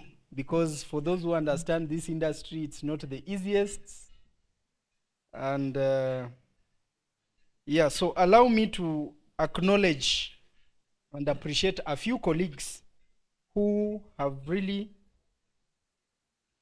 stood by us or supported us in various ways. It's just to recognize whatever contribution they have had in the status of what we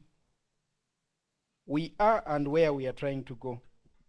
Allow me to start by appreciating the experts who, we call them experts, we call them associates, we call them colleagues, because they really work with us on so many fronts. So allow me to start by acknowledging and appreciating a lady who has been a very strong rock in our activities. Please, let's clap for Margaret Nakakande. When we started the Pitch Fest program, she was actually the lead. And she still is in that committee that drives to ensure that we recognize and identify entrepreneurs that have potential. And so this is just to appreciate the sacrifice and the, let me ask one of our friends from Yuri to, Max, please come and hand this over.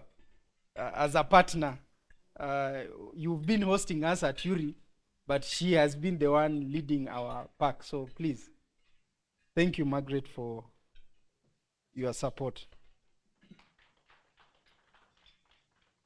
I don't know if we need to give a... Okay, thank you very much. Please, you are still to remain here. The next one who has, he has even moved across Uganda to coordinate this Pitch Fest, and he has been our very first and still is one of our core MCs. Is none other than Tom Besije. Tom, we really appreciate the sacrifice and the support you've given us throughout our various programs. Thank you. Thank you so much, Tom, for your contribution and support. Also, allow me to appreciate and acknowledge this lady is, I don't know if it is psychological or industrial. There's this psychological. So she has been a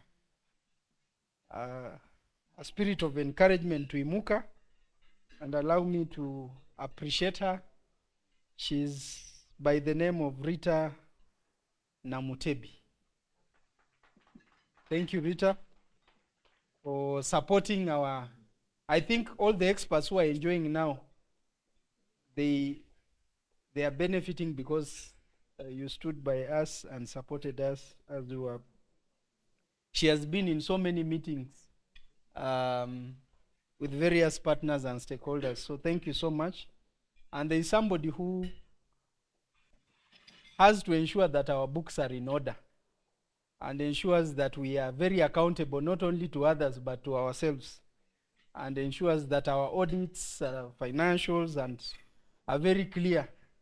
Please allow me to acknowledge Joel, who has been with us for a good chunk of time and is still our financial advisor when it comes to our finances.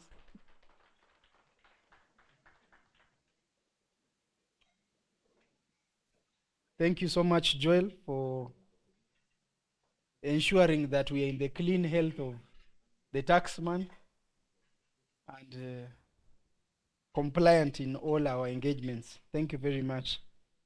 I'd like to acknowledge the following partners who even had confidence when we were still looking out for the confidence.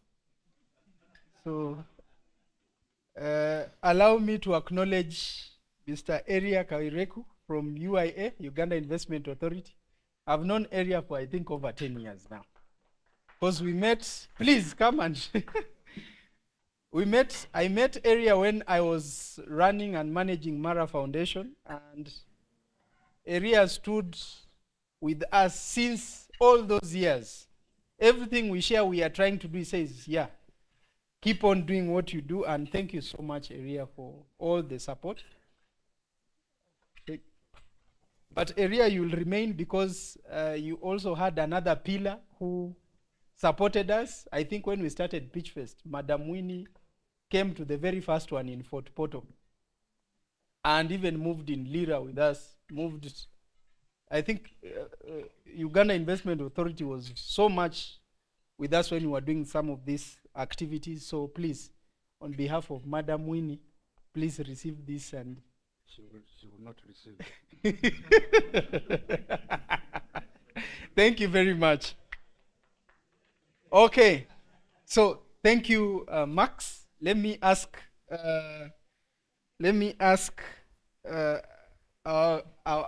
one of our advisors, Mr. Bray, to come forward and hand over some of this. So would like also to acknowledge I'm not seeing him here, but I think he's around. Is Mr. Bukenya Daniel from Goldstone. Is he? I thought I saw, should be in a meeting. He stepped out, but he's around.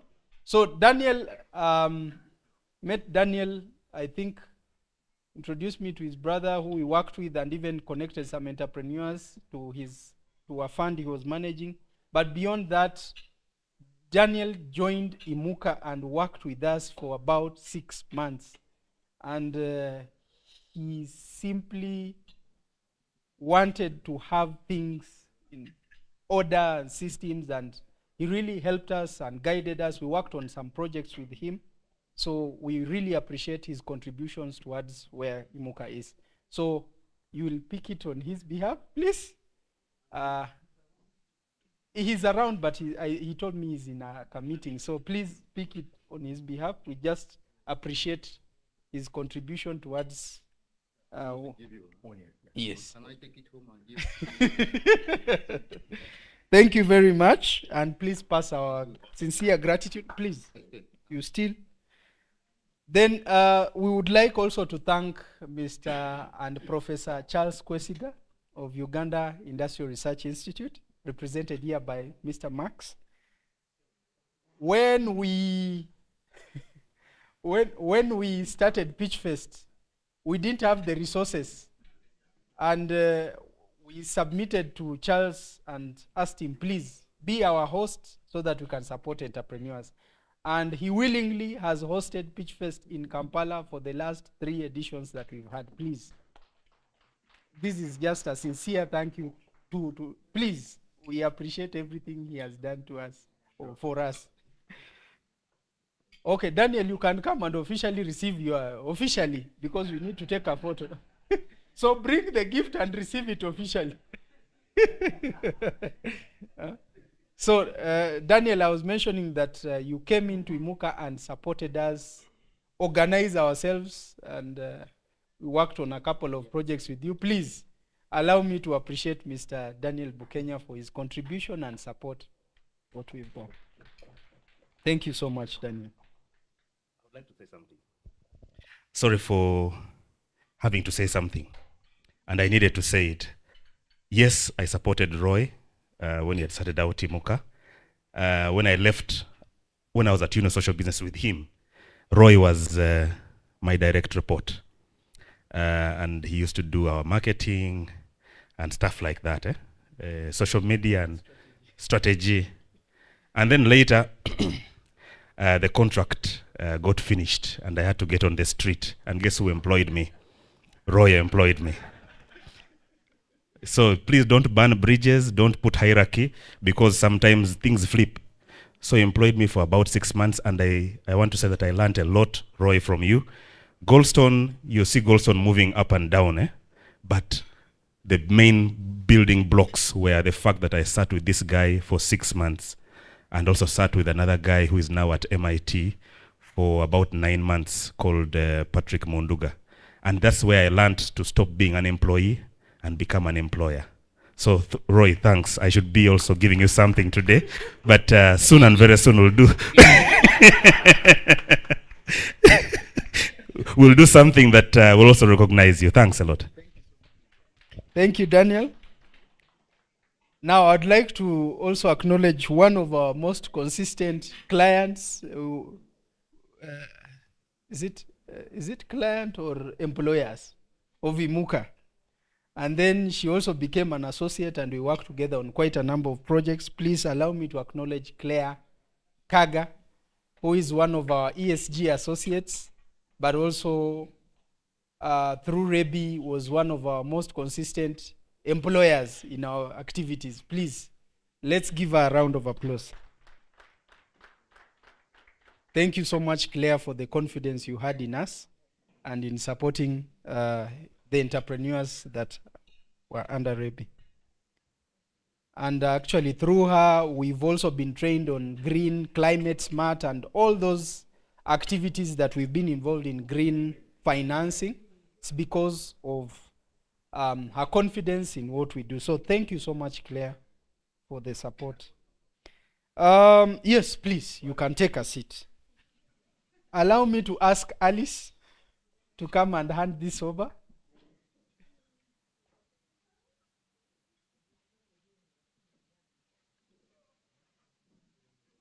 So in what we do and what we have done, we would like to acknowledge the first entrepreneurs who trusted us. I remember even before Imuka, I think I met, so Florence, you'll pick 2 gifts, one for yourself and others.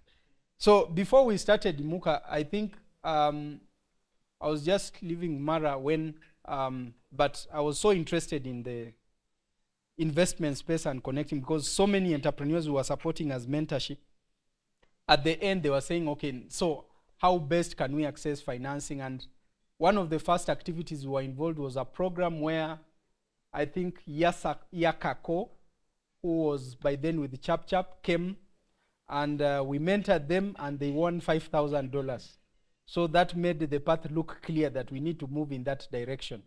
And from that on, Chap Chap Africa had not just registered, it actually registered and started support with us. And it took about a year, and we started seeing them raise funds. I think they're now scaling out of the country. But it's because they trusted and saw confidence in what we could do that we are now doing what we do for others. So, Florence, since you are supported together, please come and receive on behalf of Emmanuel Modek of Chap Chap. They had a retreat, that's why he couldn't make it, but please come and receive on his behalf. Please, a round of applause for Chap Chap Africa. Now, hold on, so that she will just receive for Chap Chap. We'll just give her, but now her gift is, she's also one of those who also took chance on us. We used to take tea, boiling their tea in, she knows, she can tell, working very late to ensure that things are in order. And fortunately, I am really blessed to see that Florence was working from her kitchen and home, and now she has a very, very big facility in Gayaza Sonde. There's the Kijabjo there in near Busika, very big facility, and she's supplying so many supermarkets and with very nutritious products. So Florence, thank you so much. This one is yours. For Chap Chap, we shall just give you. They have already given you. Okay, put this one here. So a round of applause for herself. Thank you, Florence. You are one of our stories that inspires us, that transformation when we see where you are trying to go and where you are from. So what keeps us strong to see that even when an entrepreneur comes to us when they are, like, we can believe and take them far. So thank you so much, Florence, for being an inspiration. You want to say something? Thank you. Good morning, everyone. I'm sorry I came a bit late. I had so much to do before I reached here. Yesterday I met Roy, and I told him whether late I'll try to be here. We were in Fairway Hotel. I want to thank Roy and appreciate his effort.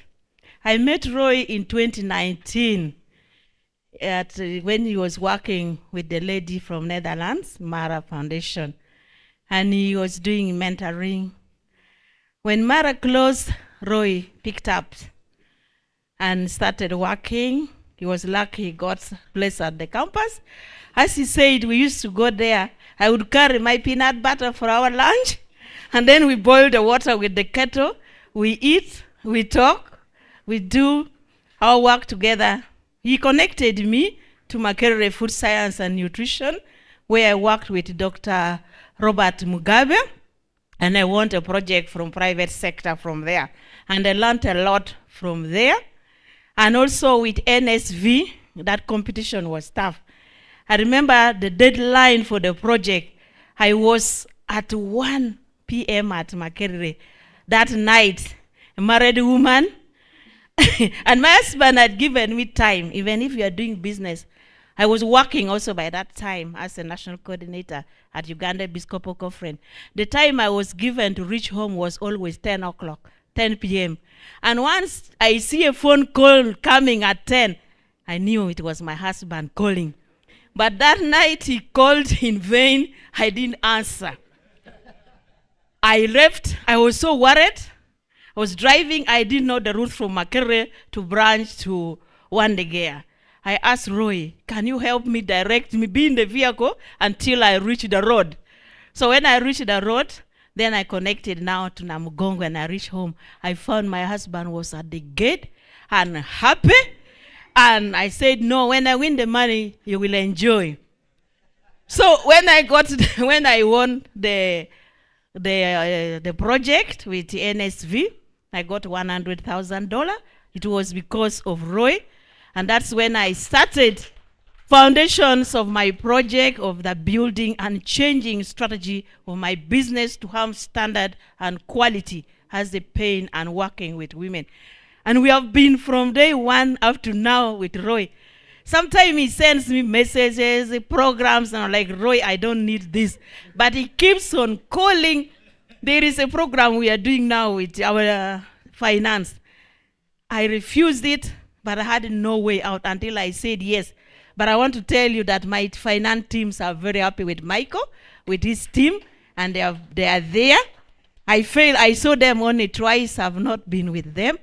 And because of that foundation, really, and through that, that's where I also met Brian, and Brian did a lot for us too, just because of this. And with business, you need connections, you need connecting, you need to keep learning. Learning is every day. Don't say I've reached there, you will never reach it, and the stress is always there. So I want to thank you so much, Roy. Roy had no staff. Today I see very many of them. You know, he was there struggling, others would disorganize him, others couldn't perform. He had a boy who didn't know what to do, but he was there. He was there with Roy. He kept on with the guy. So now if he's talking of having a full team who is well knowledge, you know he didn't start from up there. He had struggled, and today is here. And Roy, I want to wish you well, that you bring many people to business, and God bless you. Thank you so much for keeping there. Please don't forget to Even getting the microphone. Hey, you are still here, Alice. So allow me to recognize Mr. Titus Ochieng. He's one of our advisory board guys. These are people who tell us they had truth, whether we like it or not. You know, they normally say the best friends you have are the ones who correct you, not who please you. And so thank you, Titus. You've been a pillar in our activities. And thank you so much for your contribution in what we are becoming. Please give Titus a round of applause. Allow me also to recognize Mr. Brain Azemchap. Brain is also one of our advisors, and I love Brain for his reality. He basically tells you things the way they are, and the thing is you have to consume it. And so thank you so much for your contribution and the support that you give us. I think the direction we are taking is because of your wise contribution in everything we do. Please, thank you very much.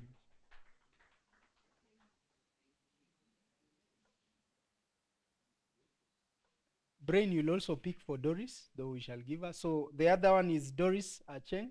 She's, you will leave it here, but you will receive it. So Doris is one of, she's the country lead of East Africa Venture Capital Association.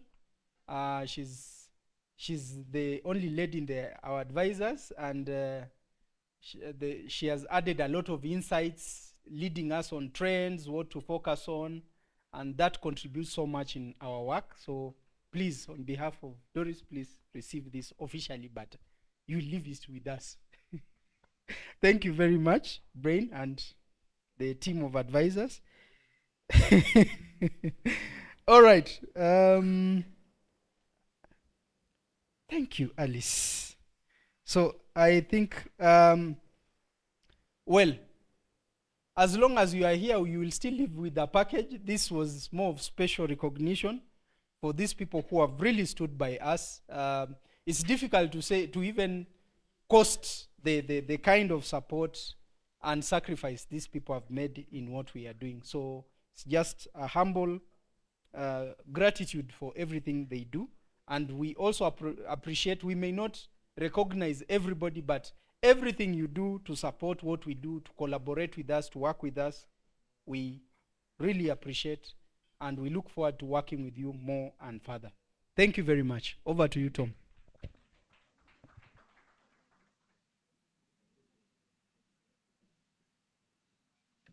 Thank you, Roy, and thank you for those very thoughtful words, and the testimonies that we've had here are really amazing. Just to know that the story is not linear. There are curves, there are ups and downs, and still you remained, and here we are. So it's very wonderful. Now, as part of our closing segment, we're just going to have brief speeches, 2 minutes at the most. And these are mostly from our partners at Imuka, okay? So I will start with our partner from Otas. Where's the other microphone?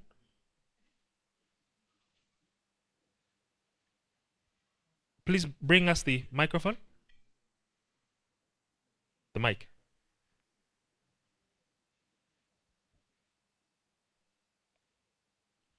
Just briefly, 2 minutes, just remarks. Thank you. Congratulations, Roy, on this anniversary. It's a big milestone to see you do this. Like you said at the beginning, this journey is quite tough, yeah? And I can imagine where you came from with him is a story of many entrepreneurs, many business starters and founders, yeah? So congratulations on what you've done and the exceptional voices we've had in this room. And the testament as to what you have done to change lives is really impactful. We've worked with Roy looking at businesses, yeah, finding deal flow, finding investable businesses, sitting down and saying, really, is this thing working? It's too tough, yeah? How should you go about it? So thank you for what you're doing. Thank you for holding that candle and building an ecosystem. We've always spoken about building ecosystems, and Roy, you're doing it together with your team that you are training, yeah? I also remember Roy as the one-man entity, yeah? One-man show. army. But today, you can fill a room, yeah, of stakeholders, of people who are blessed and pleased, really, to see you move ahead. So this is the start of a great journey. Congratulations and well done. Thank you so much. I'll just hand it over to Max, who is our representative from URI. Yes. Thank you very much, ladies and gentlemen. I'd also like to thank you, Roy. Imuka. Roy has this character. He almost believes in the mission more than you, the beneficiary. And his passion is contagious. So I'm not surprised that you're getting all these accolades today, but you do work with a team.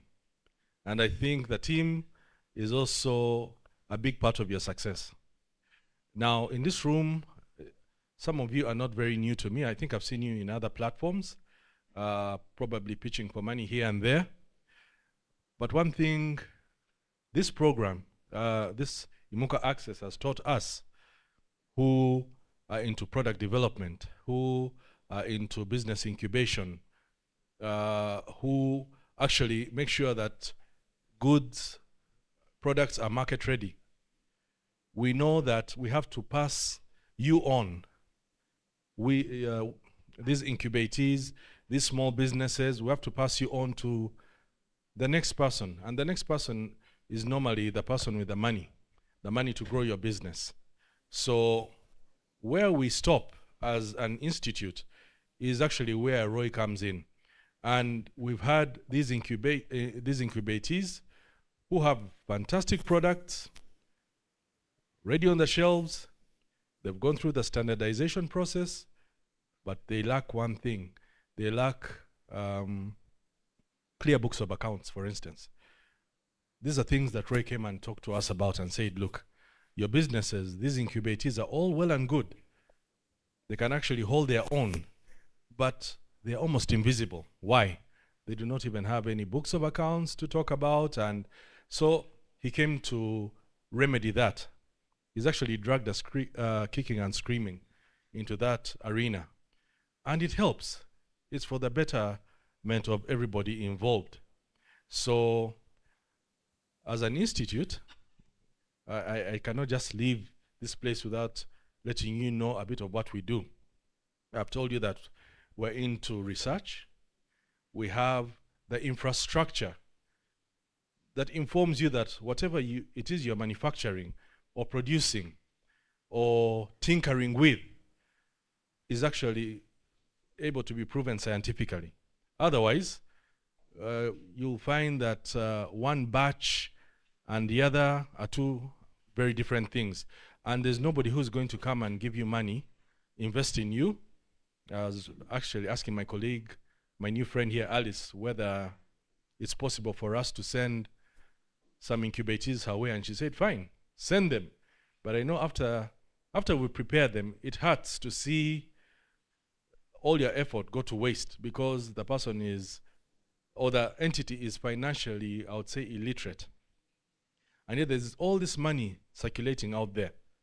So it's really, we're very proud to be part of your ecosystem, and we do hope that you will continue to come and work with some of the products that we are trying to bring out, the businesses we're churning out, so that you can meet your, did you say your $125 million goal by 2025? Very ambitious, but I think working together, it will just be like a conveyor belt. You know, everyone who's gone to the airport, you wait for your luggage. So let's be the conveyor belt to this kind of success. Thank you very much. Wonderful. Thank you so much, Max. Let's give you another round of applause. I believe Yuri is doing some really wonderful things. I'll then invite a representative from Goldstone. Oh, yeah, Dennis is here. So come and say a word. Can someone help me pass this mic around?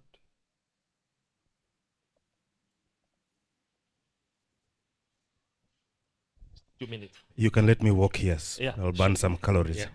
Yeah. Because I need to.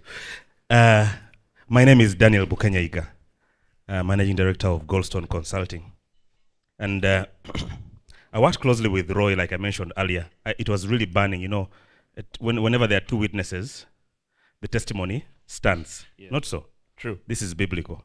So I was burning to speak, and I'll just add an addendum to what I just mentioned earlier today. Roy, by way of character, is a very open person. Mu Luganda bagamba ayagaliza. Abatagira Luganda ayagaliza. When I lost my job, I was earning in excess of 15 million, and the contract just simply snapped, and I had to get on the street. Brain, you're familiar with these situations. We were working closely with Brain in the same institution, and Roy kept hounding me, and he took me to a certain restaurant called Uhuru Restaurant.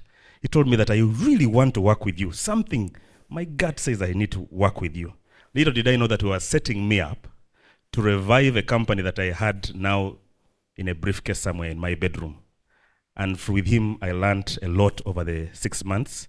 And it helped me to have the courage to say, if I can't be MD by appointment, then I can create a table and become an MD. And because of that, his support and his advice, and of course, cross-pollinating, we've been able to raise 2 companies that are now very visible in the enterprise support space. I want to also commend Roy for the networks that he has created for Goldstone. Claire is seated there. We are sharing that lady, eh? Roy. There is Maggie. We are sharing Maggie. And several other people. I don't want to come. Curad, there is Apollo Segawa there. We are sharing him. This gentleman has gone out. UIRI. We are coming for him. Tell him we are coming for him too. So the networks that Roy has opened up for us, no, get your minds out of the gutter. The networks that Roy has prepared for us in the enterprise space is an open door, and he has been able to break the silos. And that way we are able to grow up as entrepreneurs together towards the success of enterprises. I served on his board for a while, but it reached a point where I had to get off because of conflict of interest. There are certain things that we are doing, going in the same direction, and certainly we'll be able to compete. So where we compete, I stay back. But where we work collaboratively, we get to talk. Roy, thanks for making me. Thank you. Wow. Thank you for that wonderful testimony. I think it's always important to hear such testimonies that attest to where Imuka has come from and surely where it's going. Yeah, there's a bright future ahead of Imuka. So if you're here and maybe you're listening and you are contemplating, maybe can I be a partner? Can I be an expert? Well, I think you can make up your mind just listening to these testimonies. Yeah. Okay, without wasting any more time, I would like to invite the gentleman from QRAD also to say a few things.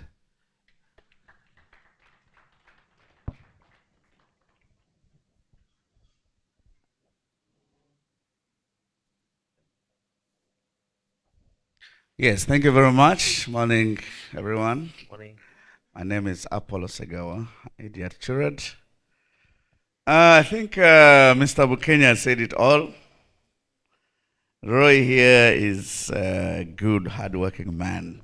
I think I met him about 8 years ago in the space of developing entrepreneurs out of our partner Makerere University. And from the word go, he was the kind of person I could work with. He was very good at mentoring enterprises. He was very driven as a person. And is a kind of person who will never let you down on any given program. Over the years, I've seen Imuka grow, and I think I've been part of the journey. Whenever I have an opportunity that's related to mentoring and organizing and empowering young entrepreneurs, Imuka and Roy have been at the forefront. And this is something I'm sure is going to continue happening. I am very happy to see Imuka grow to where it is now. And I'll continue referring Imuka to any opportunity that has anything to do with entrepreneurship, mentorship, support, BDS, grants, and all that Imuka does. So Roy, just know you still have a very strong partner, and we're going to work together for many, many more years to come. I thank you.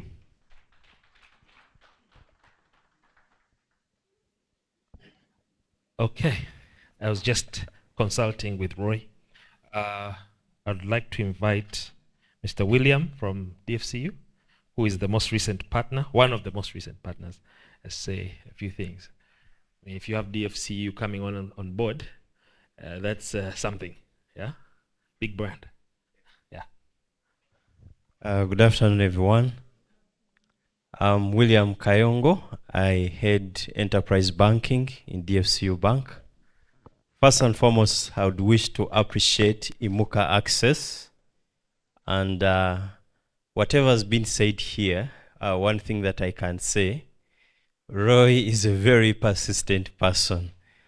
By the time DFCU came out and said, this is a person that we need to work with, when it comes to so many initiatives that we are coming up with, especially when it comes to agribusiness, micro enterprises, the small and medium enterprises, Imuka Access is the answer to us right now. And Roy, delighted to say that we have the confidence in Imuka, DFCU. You know the kind of partnerships that we are trying to roll out, and come 2024, whatever initiative that we are going to have when it comes to enterprises, I will give you my word, being the head of the section, that I have Imuka at the back of our mind. Yeah, thank you very much. Thank you so much for the support that you're extending to Imuka. As you can see, I'm really trying to go very fast. I know our time is fast spent. I'd like to invite Mr. Area from UIA.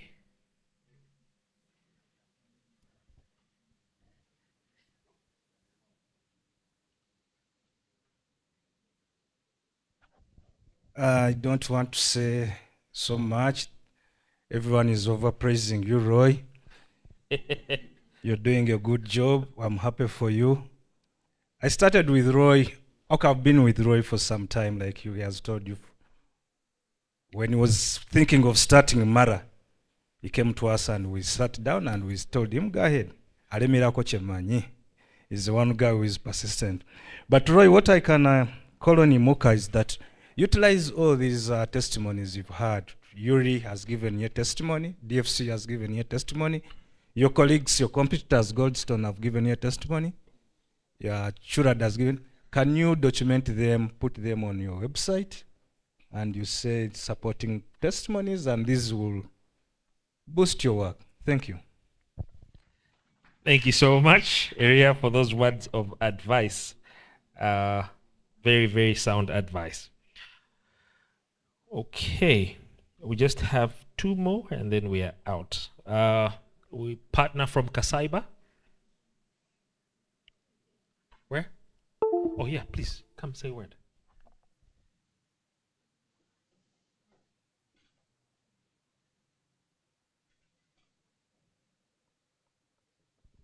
Good morning. Morning. Sorry, I didn't expect to be saying a word. But good to be here. My name is Innocent. I'm the CEO at Kasaiba, but also one of the hustlers that are passing through Roy's hand. We haven't really exited to say we're a grown-up company. We still need great support from Imuka. And today I'm delighted to also see people like Claire who have supported us with Roy in the same room here. So the story is being said, a true really testament around what is being done by the Imuka group. And I think if it wasn't because of the two, the other gave a program, I would have quit. Yeah, but there's a lot of encouragement that goes beyond the professional things. And to me, Roy is now more of a brother. I freely consult on multiple angles. Yeah, but also Kasaiba is growing, and we are now, I think, providing Imuka some technical and ICT support in different ends. And these are the things we dream about. If we grow, then people who made us grow will gain back from the things we do. If not monetarily, maybe in another way. So Kasaiba's story is a bit different. It's not about money, but a collaboration. So let's keep building such. Thank you, Innocent, from Kasaiba. Finally, Claire. Yes.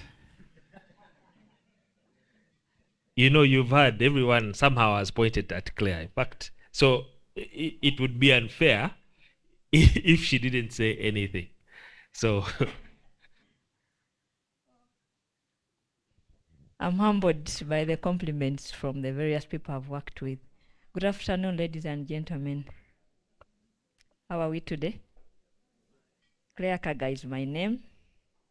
I've worked with Roy since 2015 when he was still with Mara Foundation.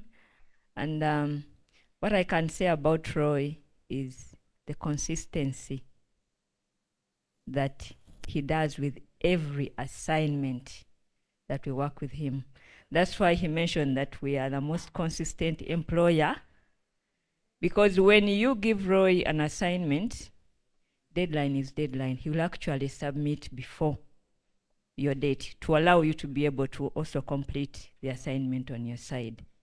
And such a person is someone you really need to have as a partner, or as he calls us employers, but may I say himself as him and us as a partner to either party, and not employer-employee relationship.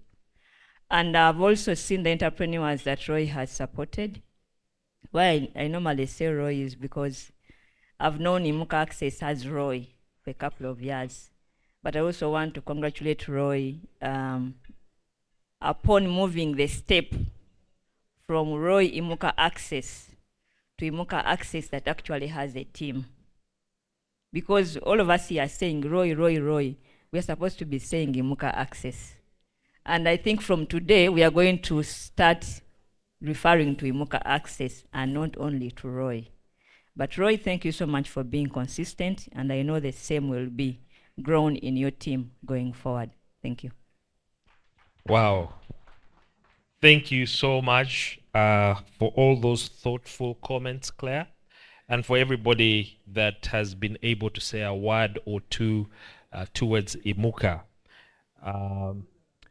The fact that you came early and you're still here is testament in itself that that Imuka is doing something that is valuable to the ecosystem. And I think one of the outstanding things about that you can noticeably see is the fact that it is a collaborative platform. So it's not a breakaway, we're trying to do our own thing and that kind of thing. No, Imuka has opened up to work with different people from different sectors and industries, and that's just a wonderful thing. I think that is the way to go, collaboration instead of competition. So ladies and gentlemen, thank you so much for making the time to be here up until now, and we are really grateful for your presence and for the thoughtful words and testimonies that you've given. This marks the end of our event. I'd like to wish you a very Merry Christmas and a Happy New Year. And just in case you have any upcoming events where you want to make your team happy, or you have an end of year event, you have a stakeholder engagement, my name is Thomas Twesige and I am a host. So please feel free to contact me, courtesy of Imuka. Yeah, I'm here because Imuka has allowed me to be here, and we have, like they've shared, we've walked this journey from way before, and it's a privilege. Well, when they call me, I show up. We don't even negotiate. You just show up and serve. Okay. So thank you, the Imuka team, for being very thoughtful and for always presenting me with an opportunity to be of service. God bless you and have a very good weekend. Bye.